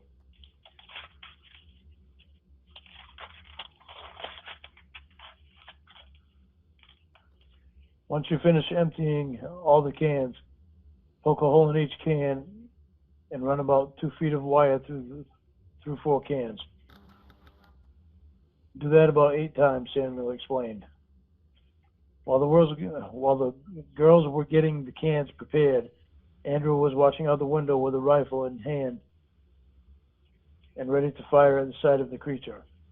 Samuel went back into the storage room to look for candles and to get 3 cans of gas he seen earlier and whatever oil he could find, which turned out to be only 2 quarts, but it would have to do. He returned to the main room with candles and fuel in each arm. Putting on his coat, he stopped and looked at Jennifer. She looked back and gave him the look of to say, please don't go out there, but she held it back because she knew he was only doing what he had to do. He put on his hat, gloves, and snowshoes and grabbed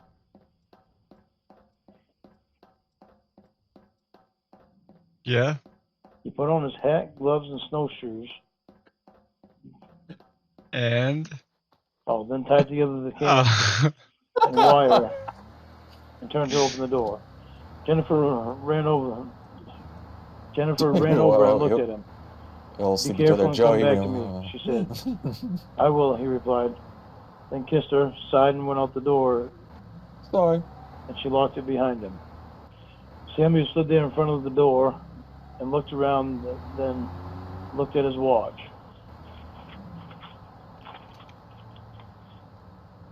It's 4:10 right now, and it gets dark at about 5:30.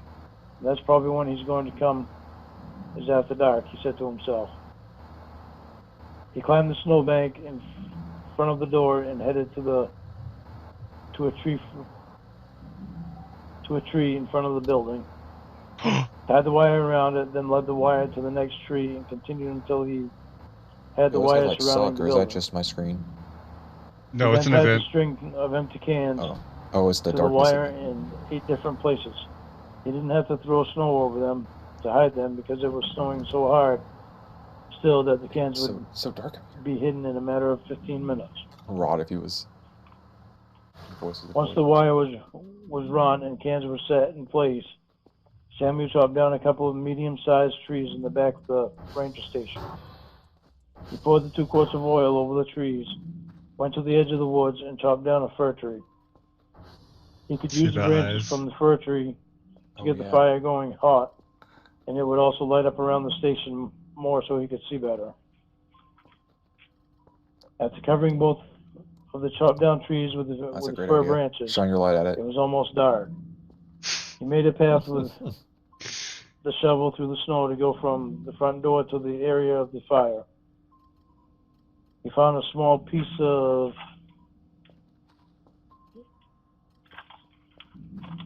paper in his back pocket, lit it on fire, placed it on one of the fir branches, filled an empty can with gas, and threw it on the small fire. When the fuel reached the fire, it lit up the night with a boom. The fir branches caught on fire fast and burned hot, but Samuel knew that would only last a short amount of time. With the fire burning hot and bright for the moment, Samuel knew this was the best time to go check on Jennifer, Holly, and Andrew, and also get his 2 guns and extra ammunition. When he walked in the door, all 3 of them quickly turned their guns toward him until they realized who it was. Jennifer ran up to him and gave him a hug and a kiss. I didn't know that was He held her tight for a moment. I have to get my guns and ammo, he said.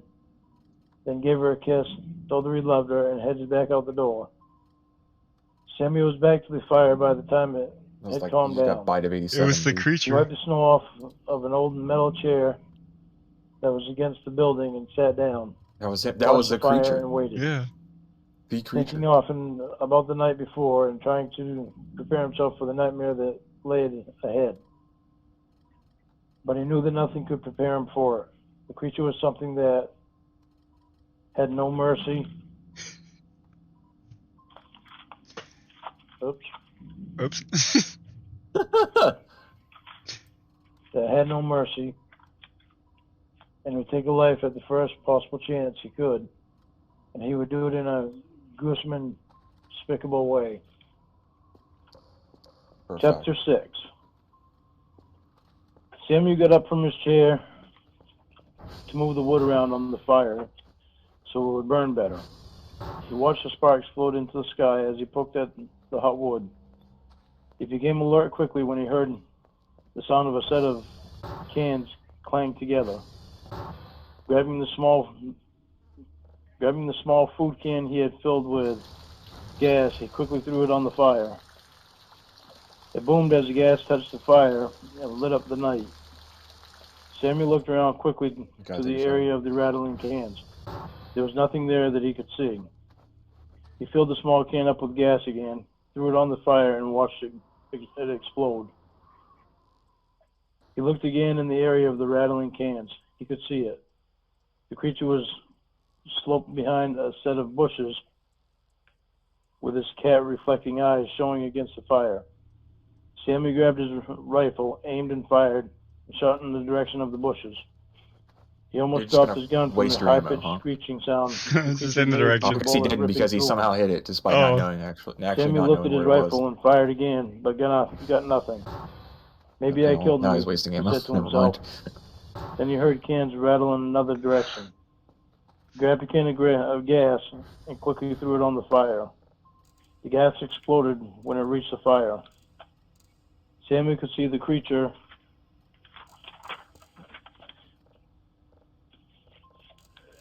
Yep.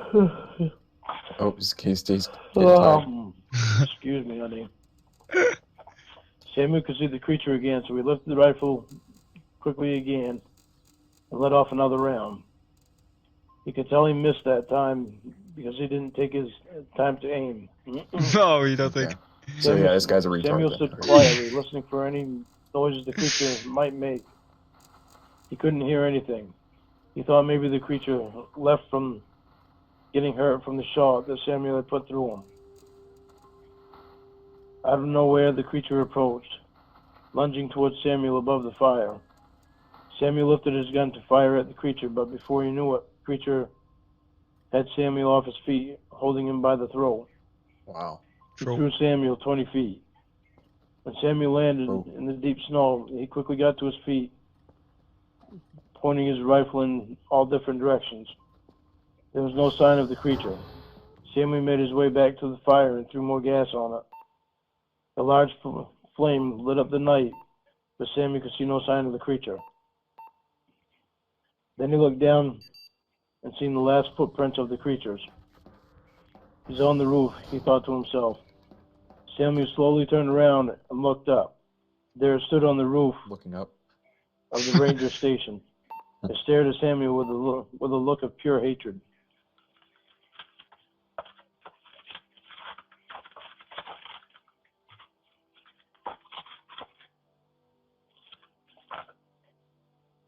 Slowly lifting his rifle, he began to take sight of the creature.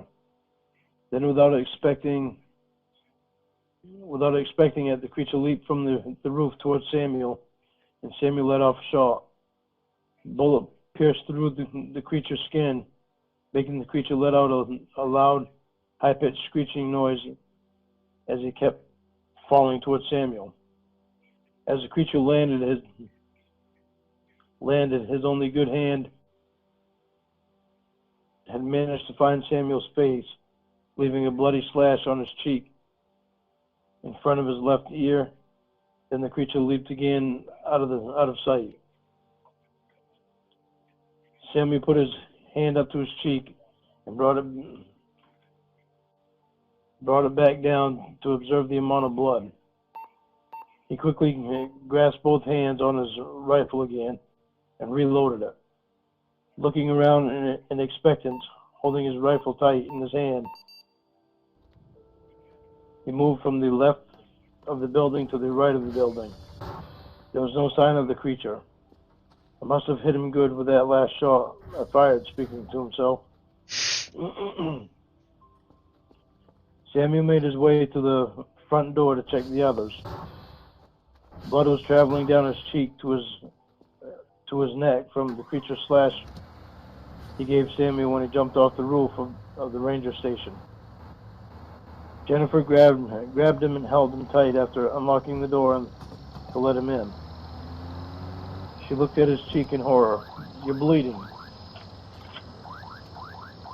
You're bleeding badly, Samuel," Jennifer said. "Sit down over here so I can take care of it." "How's Andrew holding up?" Samuel asked quietly as he looked in Andrew's direction, noticing Holly had changed his bandages again. "He's doing all right," Jennifer replied as she began cleaning Samuel's wound. "Is the creature dead?" she asked. "No, but I got a good shot on it. But I got a good shot on it though, and hurt it really bad," Samuel said. "I'm going to have to go back out there again. I don't think the creature will be coming back for a little while, though, so I wouldn't mind. So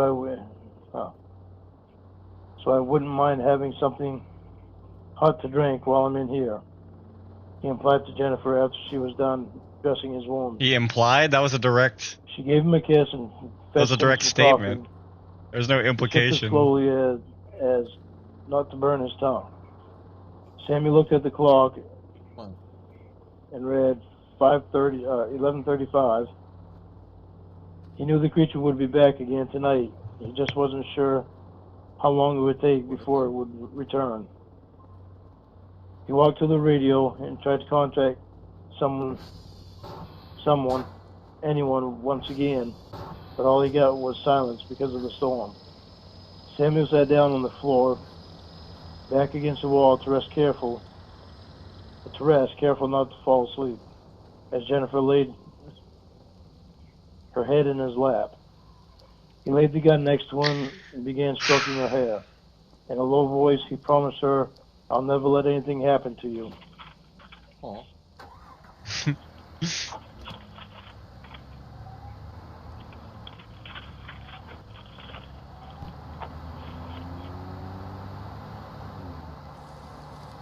"I'll never let anything happen to you or our baby," Oh. Or he the assured baby. her, not really meaning for her to hear him. "I know you won't," she replied as she set her I'll never hand let on this his leg baby to grow up feel and in 13 years a try part to of get him for molested by an security. old man. Oh. The night slowly crept by as Samuel noticed that's book himself 2. starting to doze off. He taught Also himself just in titled The time to wake Creature. himself back up. Yeah, the creature He too. carefully lifted Jennifer's head and put his duffel bag full of clothes beneath her head as he got to his feet. Looking at the clock, he noticed it read 3:22. Sammy looked out the window, positive the fire had gone out by now, or at least was down to just hot coals.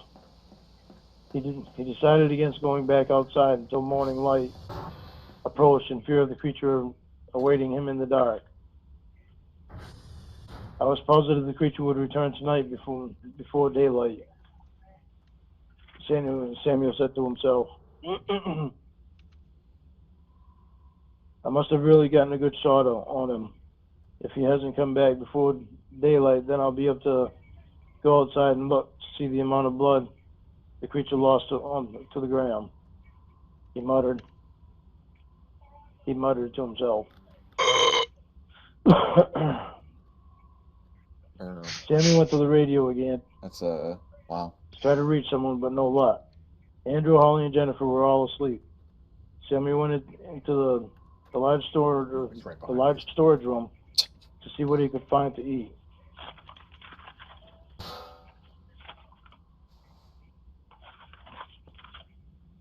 Reaching around a jar of pickles, he discovered 4 boxes of donuts. Yeah, He made his fog way is to the crazy main now, though. room Holy shit. with the donuts and made himself That's another cool. cup of coffee. Yeah, it's raining pretty heavily right now. Jennifer and Holly were both becoming restless. Sammy tried to stay as quiet as possible so he wouldn't wake them, but with the fear of the creature in their minds it was of no good to try being quiet because they both woke up within a matter of minutes of him making his coffee. Jennifer Fuck, got he's up like from the making floor, coffee. wiping the sleep from her eyes and yawning. Weren't me. She found her way to Samuel and sat on his Yeah, I'm lap, drinking. Drink coffee. resting her head on his shoulder. Ouch. He kissed her forehead and placed his hand on her belly as to touch their baby inside her. Would you like me to make some eggs for you? She asked as she yawned What? again. No, these donuts have filled me up. But I think you, Holly, and Andrew should have something to eat, though. There's no telling when the creature will come back again, Hey, creature. Samuel explained. I'm going to go back outside when it becomes light out. Look I how want to see how crazy much this blood the looks. creature lost when I shot him. It should be Looks light. sick. It should be light out pretty soon. Hmm. Sammy looked at the clock as Jennifer moved to her feet toward the Oh, I stove. thought your power just went out. It was 4:30. Should be light out soon.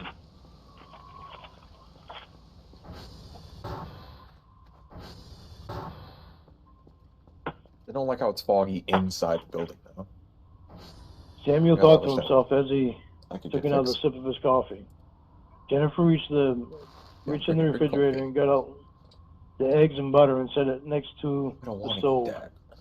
Then she moved in front of the little window above the What are you sink and eating? reached up in the cabinet to retrieve a frying pan.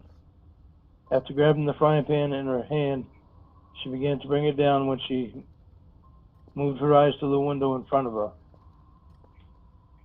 She about She to kill screamed this and thing dropped with. the pan as she backed up, almost tripping over the small carpet that lay on the floor behind her. Sammy jumped to his feet and looked at Jennifer as she pointed at the window, staring into the horror-filled cat-like eyes of the creature looking in the window. I sold the car Sammy grabbed his keys. gun, aimed, and squeezed the trigger. By the time the Oh. shot fired, the creature had gone. Sammy rushed over to Jennifer to see if she was all right. She threw her arms around his neck and began crying. Andrew had awakened in the commotion and reached for his gun to be prepared. He moved his eyes towards Samuel and Jennifer to see if she was all right. Is she all right, Samuel? Andrew asked. She's fine, he replied. How are you feeling, Samuel asked. I've had better days, but I'm still alive, Andrew replied. Yeah, your nurse seems to be taking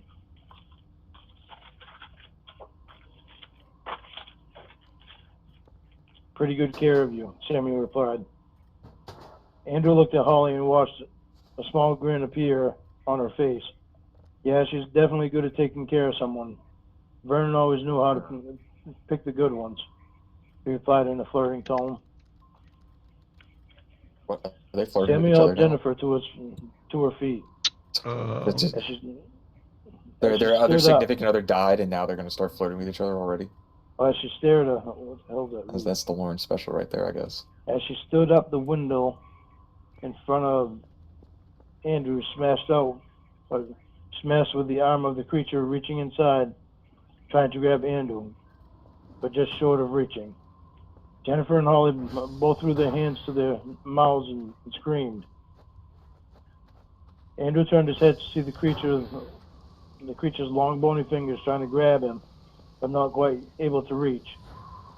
There was no way Andrew could move without the creature being able to grab him.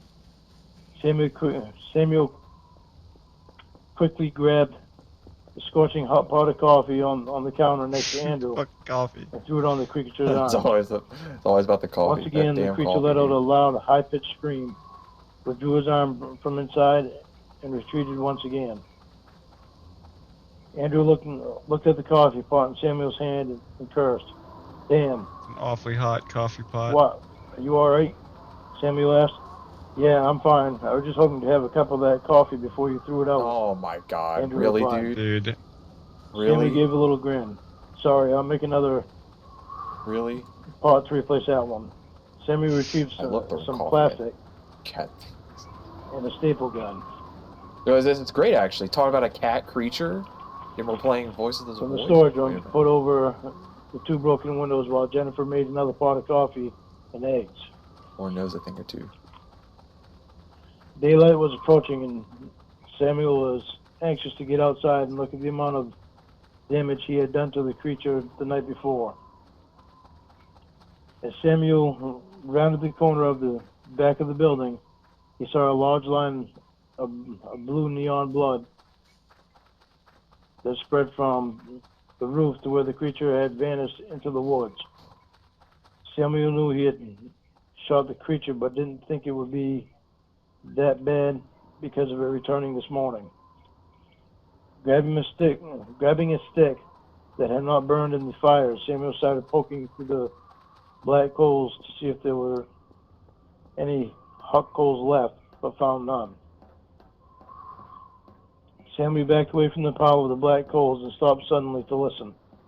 He lifted his winter hat above his ear to listen closer. He could hear the engine of a snowmobile running, but it sounded like it was idling. He ran inside the station to let the others know what he heard. It sounds like it's just idling, so I'm not going to go out and see if I can find where it is. Samuel exclaimed as he got on his snowshoes and grabbed his gun. I said, "Oh, so I'm going out and see if I can find out where it is." Samuel exclaimed as he got on his snowshoes and grabbed his gun, giving Jennifer a kiss on the lips before going out the door.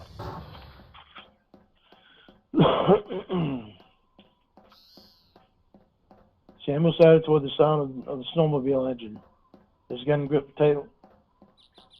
tightly in his hand, and his eyes moving from left to right as he walked cautiously across the newly fallen snow, staying alert and ready if the creature should jump out at any given moment. The sound of the snowmobile engine grew closer and closer. Samuel could now see the snowmobile as he walked around the corner about 200 feet from him, but he couldn't see the rider. As he got close to the snowmobile, he could see an arm on the ground behind the snowmobile. He ran toward it, thinking maybe the guy had been smacked in the face by one of the low-hanging branches and had been knocked off. He could feel himself begin to sweat under his winter jacket and heavy pants from running. When he approached the snowmobile and was able to see the man,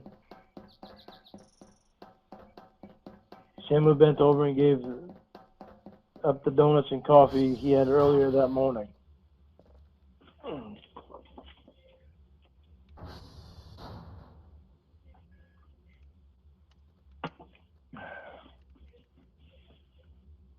He lifted his hands back from his knees and looked at the man's face, Stop bending his legs. showing his eyes wide open with a look of terror and shock That'll get me every time. in astonishment. His body lay lifeless with his arms to the side and his stomach missing and showing only his spine and back muscles. And Samuel looked next to the body of Oh, excuse me. the dead man and noticed the familiar footprints in the snow that ended the man's life.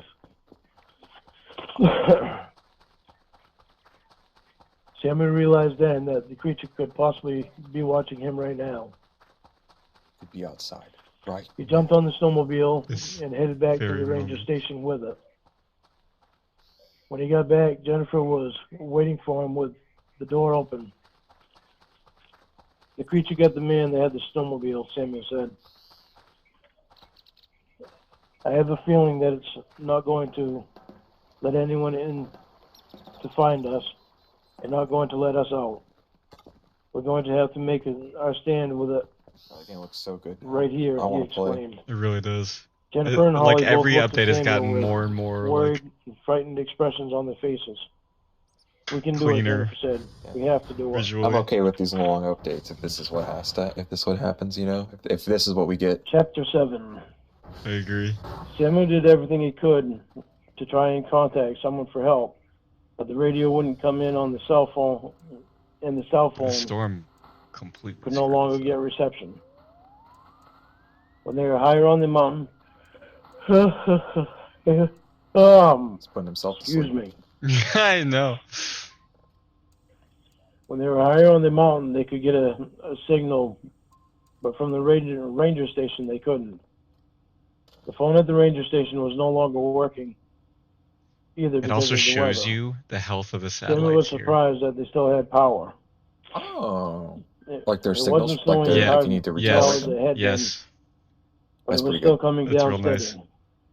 The man on the snowmobile had some matches, a lighter, 2 quarts of oil, a Yeah. hatchet, and a small chainsaw on his snowmobile. He must have been the man that groomed the trails, Samuel thought to himself while he was standing outside going over the snowmobile. Samuel went back inside the station and let Jennifer, Holly, and Andrew know what he had found. I'm going to go out and get the wood that I'm going to need for the fire outside. I need to start getting these things ready now for when the creature comes back.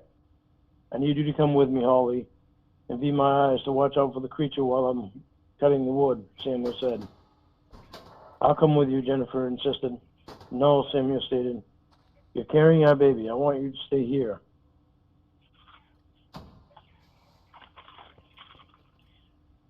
We're not going far. We're just the perimeter of the station.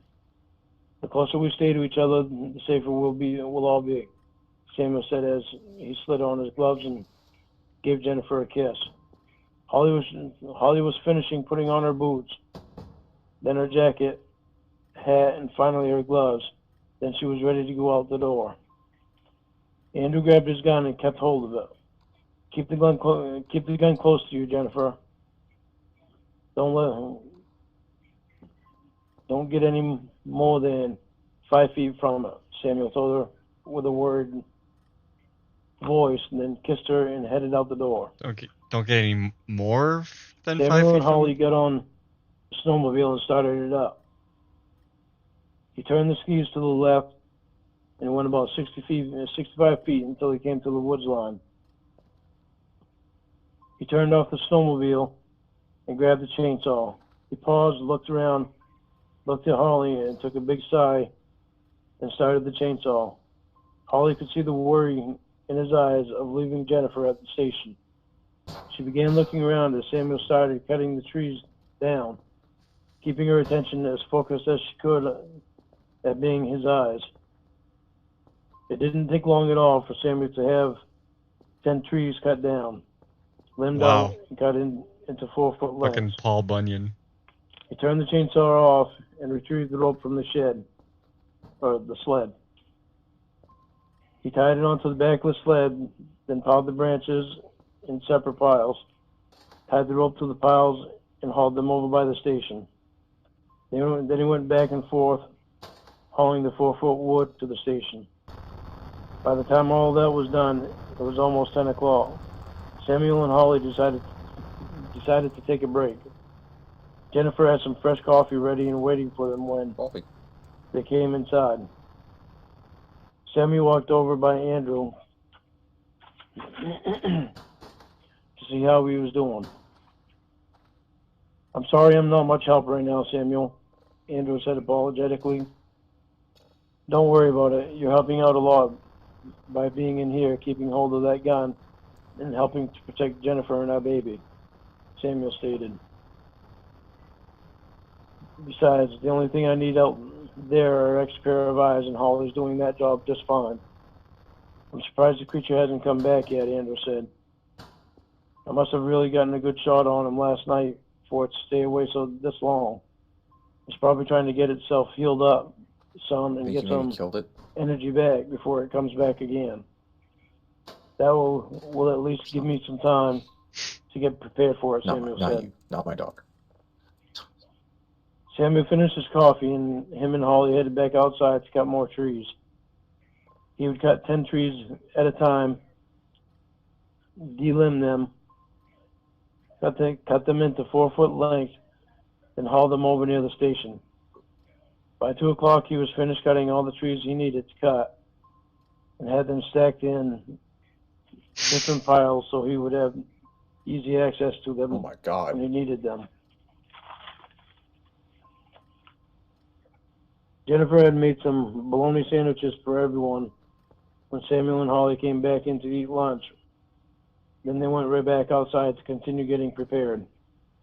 They had no idea when the creature would be back, so every moment they could use to get prepared for it was spent doing just that. Samuel had cut slots in some of the stumps where he had cut the trees down, then filled 8 of them with 10 lanterns he found in the storage room and placed them in the slots he made in the stumps. He left the other 2 lanterns at the station just in case they lost power.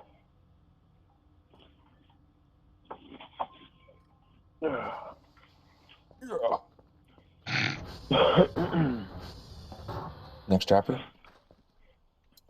He cut slots in 4 No? other Wow. stumps and poured some oil and gas in them and let them soak in. He would light them all right before it turned dark, and they would be able to see more at night. Samuel had found 2 rakes, a pick, and a poker for a stove in the storage room. He brought those out back of the station. House and placed them leaning against the wall close to where he would have the fire. It's just faded out some, quite a bit.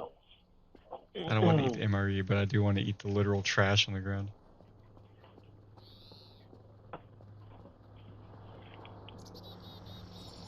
He still had some of the cans in place from the night before, so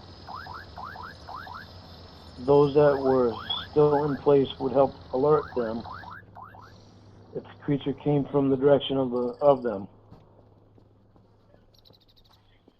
It was now getting close to dark, so Samuel decided to light all the lanterns and the 4 stumps that he had soaked with oil and gas. Then he walked over and lit one of the piles of brush from the trees he had cut and threw 5 or 6 4-foot logs on top of them. Went inside to get prepared for then went inside to get prepared for the night.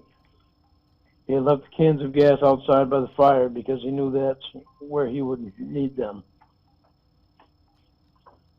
When Samuel was looking in one of the closets to see what he could find that would be of use to them, he noticed a hole in the plywood floor, just big enough for a finger to fit in it.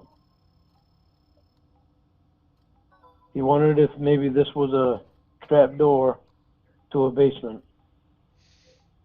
He finished taking the rest of the things out of the closet to clear the floor. He put his finger in the hole and pulled up on the plywood. It lifted up in a 2-foot by 2-foot piece. Samuel took it out Come on, dude.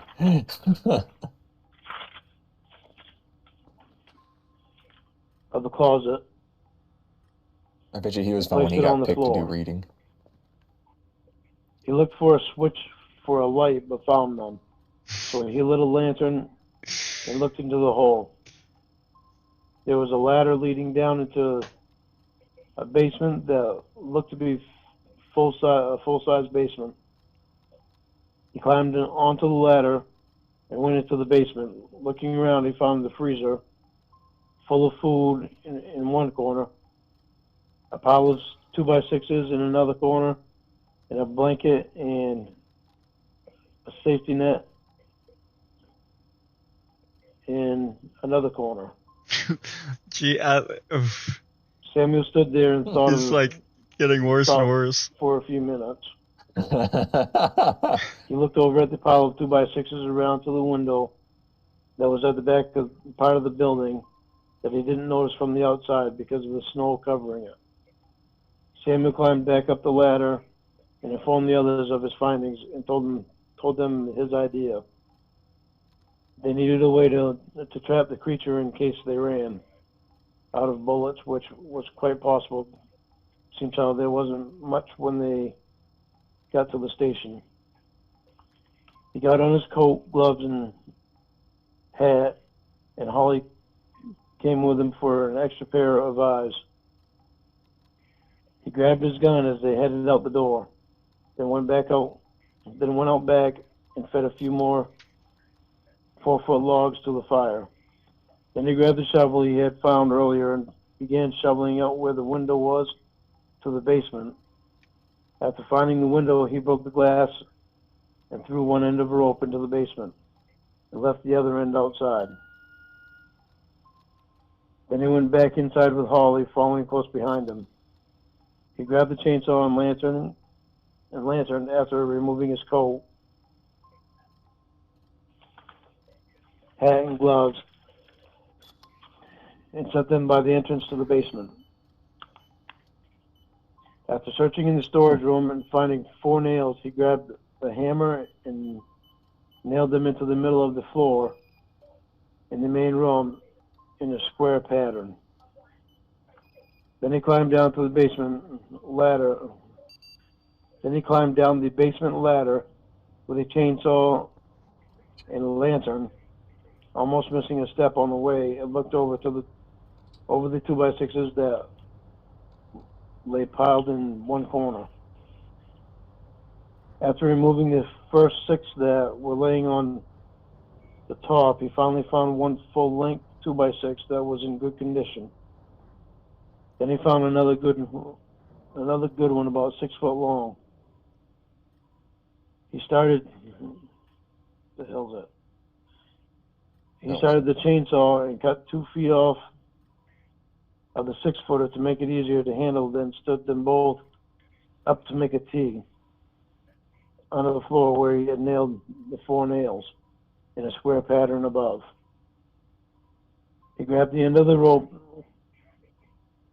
that he had fed into the basement window and tied it to the bottom of the standing 2x6 and proceeded up the ladder with the chainsaw and lantern. Once he got back upstairs, he noticed Holly changing Andrew's bandages again, and Jennifer was keeping watch out of the window. Looking at Andrew got him thinking. He was going to have to move Andrew to a different spot closer to the back room to make it easier for him to get out through the hole he had cut in the wall. That was going to leave one person not being able to shoot at the creature though. I'll deal with that when the time comes, Samuel thought to himself. He continued to start the chainsaw to cut the square in the floor, leaving just a half-inch of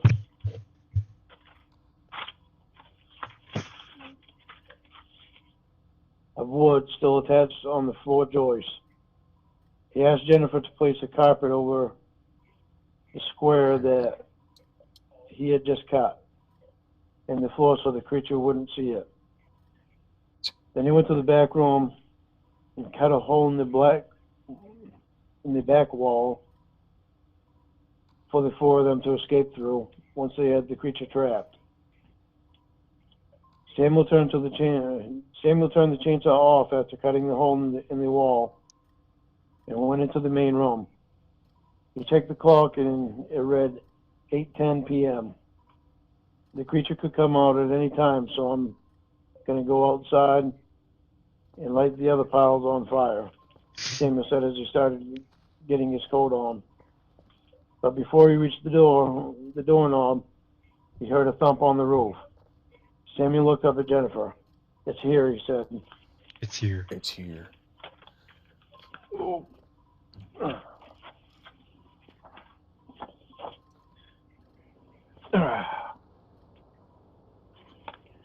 Chapter 8. Still with me, honey? Still alive? Okay. No response.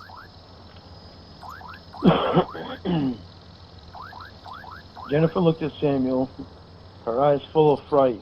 Samuel reached for the rifle, aimed at the ceiling, and started firing one shot after another. Andrew grabbed his gun and started shooting at the ceiling also. After 2 times of reloading, they stopped and listened. They couldn't hear anything.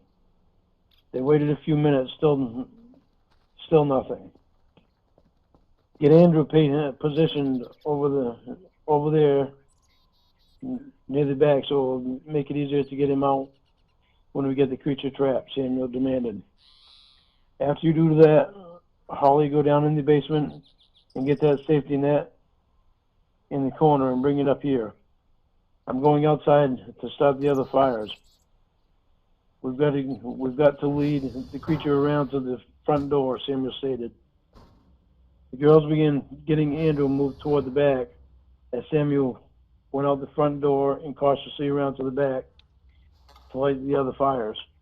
He looked up as he lit the last fire and caught notice of the creature's cat-like eyes reflecting in the bushes from the light of the fire.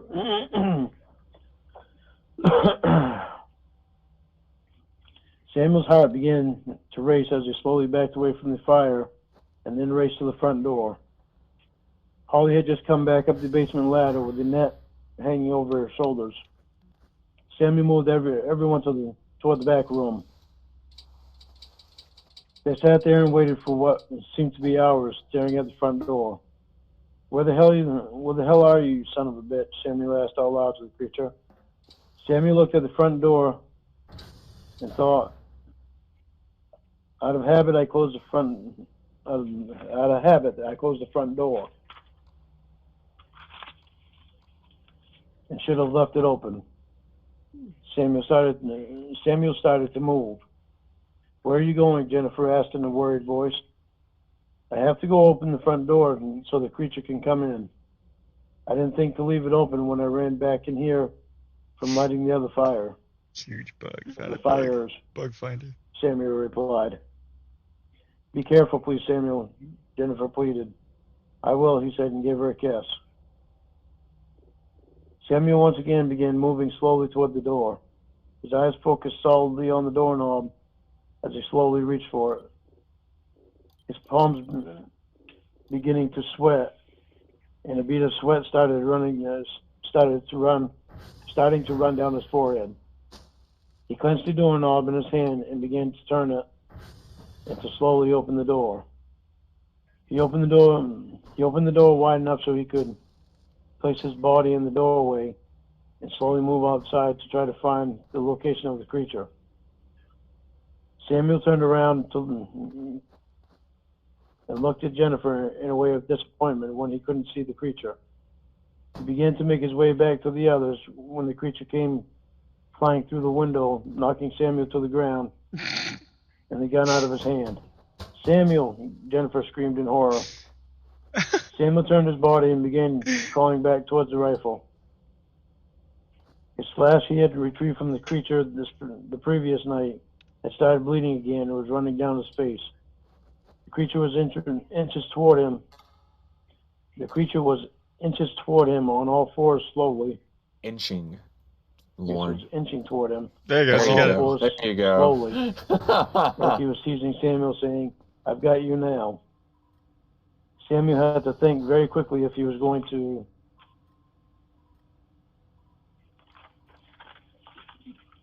survive this encounter.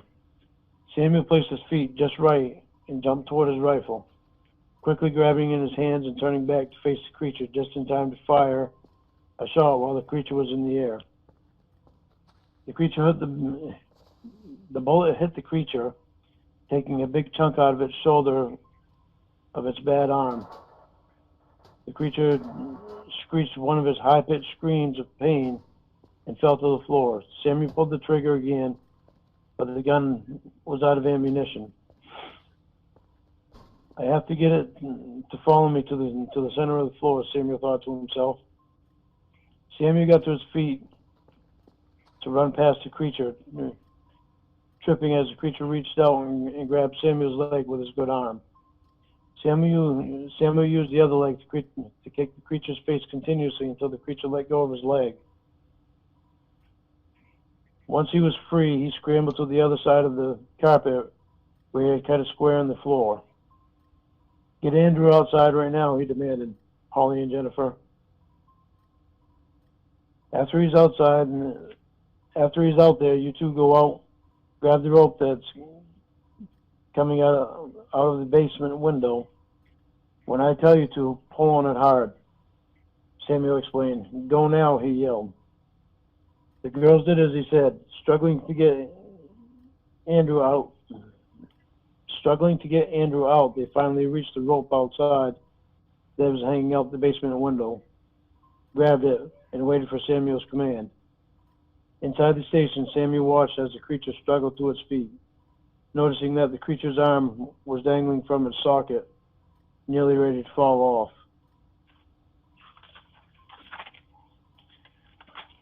Samuel almost felt sorry for the thing for being in such terrible shape until he remembered how he killed his friends, Vernon and Whitney, with no mercy. Then the feeling of complete hatred overcame Samuel, and he no longer felt any pity for the creature's pain. The creature looked at Samuel with deadly cat eyes, wanting badly to tear apart his insides like he had done to so many others in the last couple of days. He began walking towards Samuel. Samuel had nothing in his hands to defend himself, but he kept shouting to the creature, "Come on, come and get me." He coaxed the creature as he kept backing up more and more. The creature walked towards Samuel as far as the carpet, then stopped, looked down, and reached and moved the carpet, exposing where Samuel had cut. Samuel's heart dropped when the creature realized the trap, but he tried to coax it anyway. "Come on," Samuel shouted. The creature took one big step over the trap, and Samuel became an easy prey. "Pull on the rope," Samuel quickly I had to pleaded. go put my food in there. "I only have one chance," as he reached Okay. to the floor and grabbed the barrel of the empty shotgun. The creature kept coming towards Samuel. When it got close enough, Samuel grasped the barrel of the shotgun, with both hands, like a baseball bat, and swung with all his strength until he connected with the creature's head. Hold on. One of the paper's bent.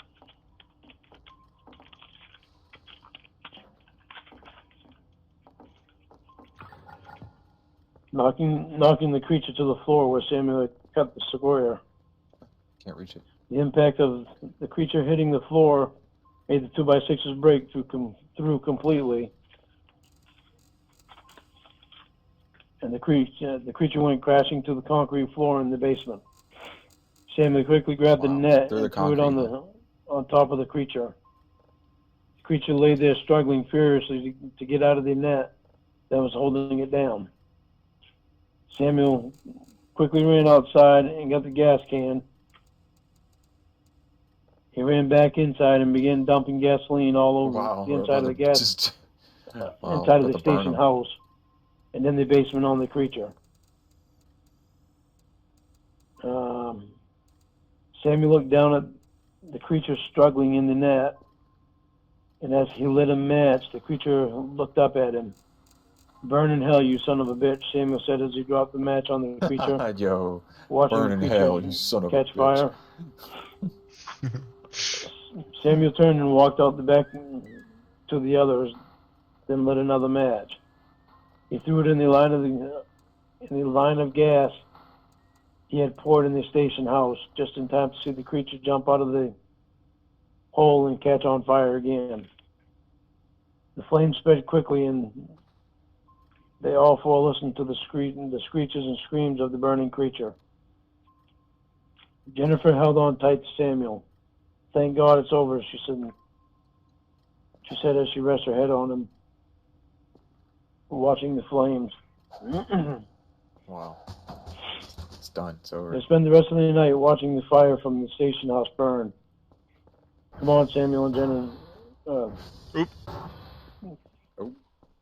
Come dawn, Samuel and Jennifer drove the snowmobile into town to get the authorities.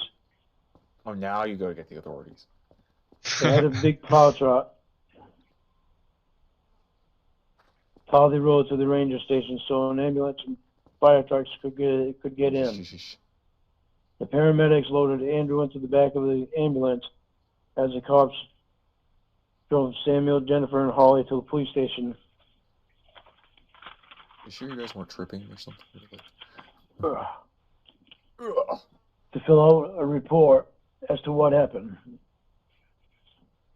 In the meantime, the firefighters were back at the ranger station putting out the remaining fire and cleaning up the basement to try to find the remains of the creature.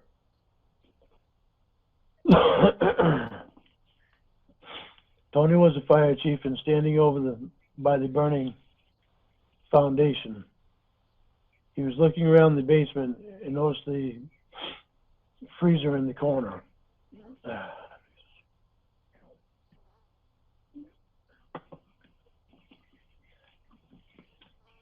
Tony shouted to Kevin, who was in the basement, helping to find the creature's remains. Kevin, go open that freezer and check what's inside of it.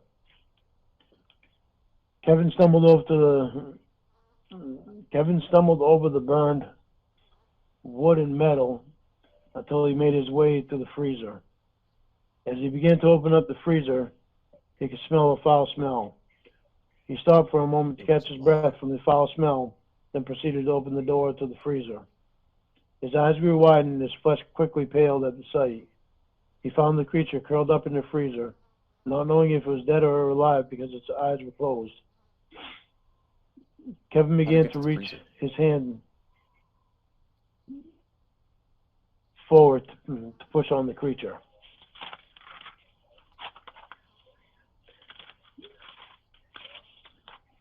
That's as far as I got, honey. Oh, Cliffhanger. cliffhanger. Everything's all good. Why did you write about high schoolers having sex? Oh, I don't know. It was just what I wrote at the time. It was just. Oh yeah, you don't know. The writers then they disguised thought in my fetish. head at the time, I guess. I don't know. I was just reaching for a having story. sex with high schoolers was in your head at the time, Lauren? Ooh, and while he was in prison. In my head and I wrote While it. he was in prison. I can't help what pops in my head when I write stuff. Yeah, you can't help I've written not thinking about. I've written a couple of children's books. Uh, I can't help what imagine what's in those. pops in my head. I just write it. It pops in my head and I write it. Why did they high schoolers get engaged and pregnant? Why did they? Because they loved each other and they had sex. Okay. I don't know. Okay. I don't know, honey. Really, it's just where I took the story. When I start writing, I have to make things blend in with other things all the way then, so the story keeps having a story. So it adds more to the story. Yeah, I think you need some work on that one. So it keeps an interest. So I don't know. I really can't explain it that well because I just have ideas and I try to go with whatever's in my head. It's just that's why I don't like it when I get writer's block because usually when I write, it just as I'm writing, because when I write a book, I'll hand write it because as I'm hand writing it, it'll just keep going, so I can just keep on writing. So it's like the thought doesn't stop; it just turns into a story of its own. So, but it's like if I sat down and typed it out, I'd have to stop because I'm not able to think as well as I am when I'm handwriting it. Because when I'm handwriting, I've got that time, and I'm writing it all out and thinking at the same time of where it's going to go and what's going to happen next. So it just winds up turning into a story of its own when I'm handwriting. If I'm sitting down typing it, that's what I do is type it and then I stop and think. Then it takes me a lot longer to write it. Okay. The preceding announcement have been paid for by the Lorne World Order. Well, that was phenomenal. That was incredible. Really put me in the mood. That was so scary, dude. I almost pissed myself a few times there. Yeah, that was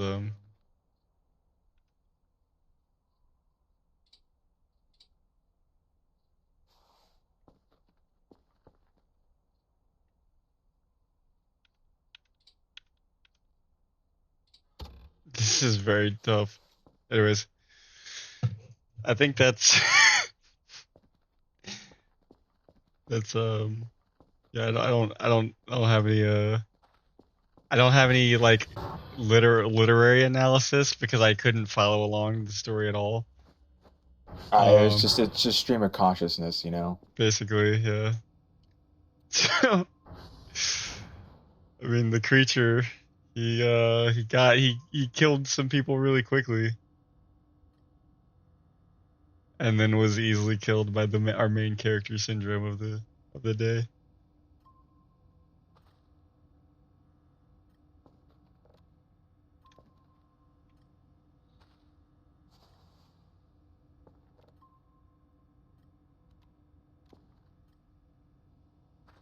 So that does it for this one. That was something else.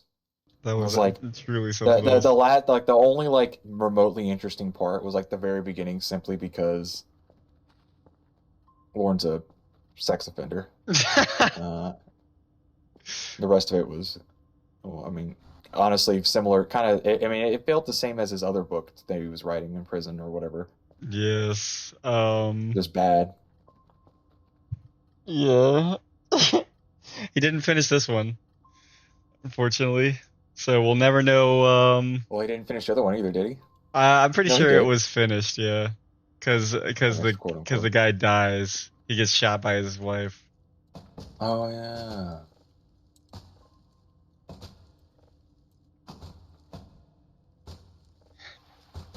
Very interesting. How his mind worked in prison. A little look into the deep dark of Lorne's mind. The Things creative that he soul thinks about, trapped the things inside the things that he thinks are good to write about while in prison for a. while in prison. You know? Can't forget that part. His mom wanted him to continue that one. Yeah. So good, dude. I'm sure she come didn't on. just blow him off like, yeah, Lorne, that's great. Keep doing that and stop talking to me. Huh. She didn't actually hear anything. She didn't read anything. So, No, of course not. No, of course not. Do more VOTV. I'm planning on doing the Jamie saga from the beginning. We'll leave the Ramona to the road trip.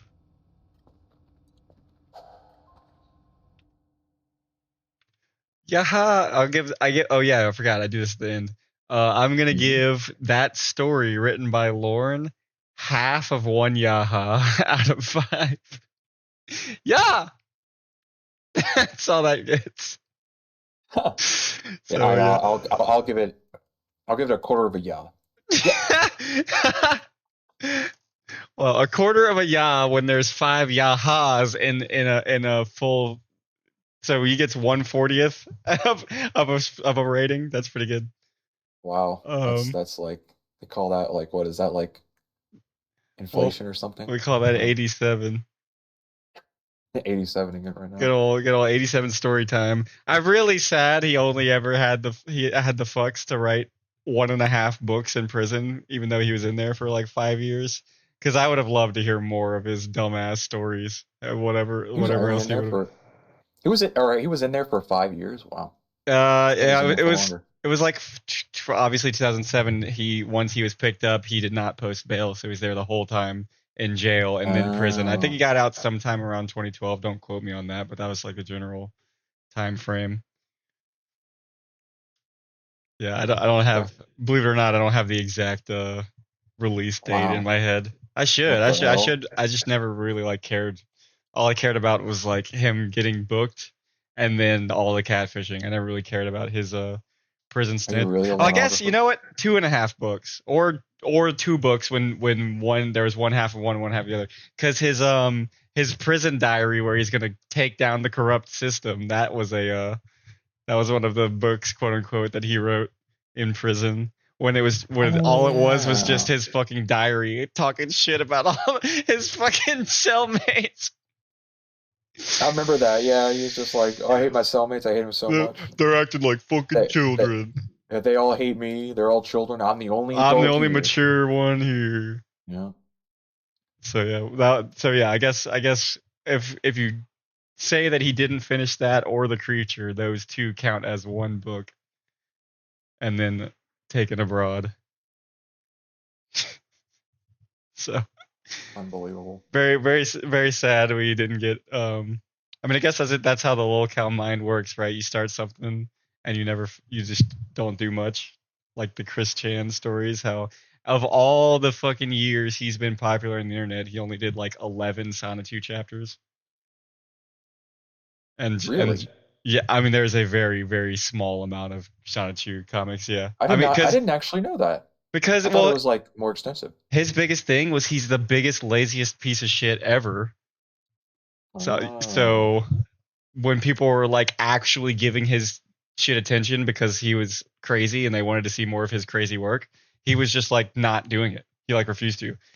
And I like the later chapters was just him like drawing his characters brutally murdering all the people he hated. So Oh, that's must be what it is then. It's like I feel like there was more than it's because of he was doing shit like that.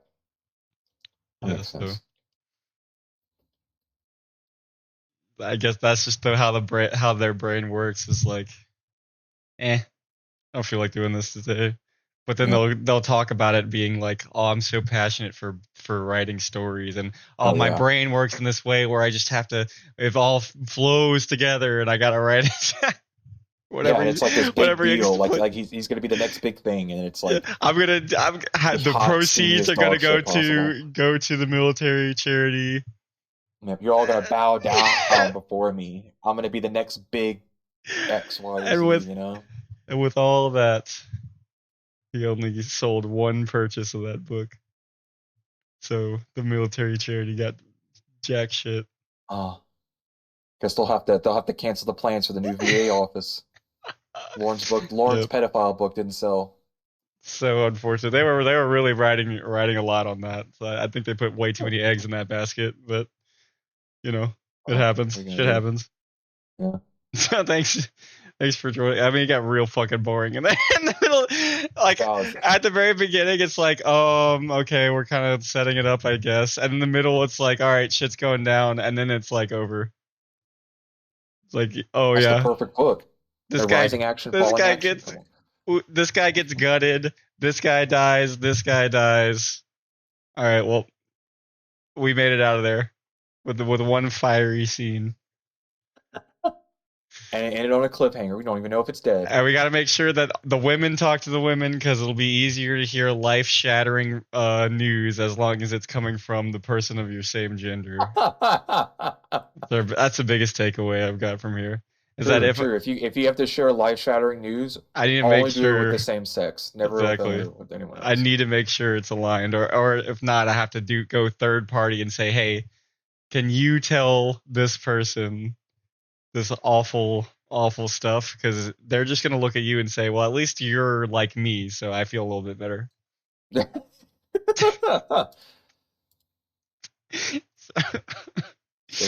Unbelievable. Actually unbelievable. This was the Jordan Identity and Gravy Train. And Gravy Train. Signing I'm a strong, out. I independent completely king forgot of soup and dog food. I can talk for myself. well, the soup. Don't you have to pour your own water, or is that the dry version? Look. I'm not going to talk. Look. Wait. Hold on. Actually, you know what? Let's talk about this right now. The dry food Gravy Train makes sense, right? Oh, that's a gimmick. You pour water on it, it becomes gravy. Canned dog food always has gravy. When has canned dog food not had gravy? It's like a sloppy mess inside the can. So Yeah, it's not a gimmick anymore. That's just a normal dog food. Gravy Train just made normal canned dog food. That's I just thought about that. It's like, well, you're the canned. You could be Iams. You canned Iams right now. It's the exact same. Well, yeah, but it's I mean, you could always add more to it. How am I supposed to use that gravy when it's Okay. Well, when have you ever opened a gravy train can? You don't know. You could open it up and it's like fucking coffee powder. You don't know. And then you add the liquid to it. I paid for a goddamn can of coffee and it's dry. They just pack their dry food pebbles into the metal cans. Unbelievable. I'd be so pissed. You know how much more I pay for the fucking cans than the bags? Oh yeah, dude. Yeah. You're getting scammed every step of the way. Just for the novelty of I don't need to use my own fucking measuring cup. This is bullshit. Yep. Every can is one serving, but you still have to add the water.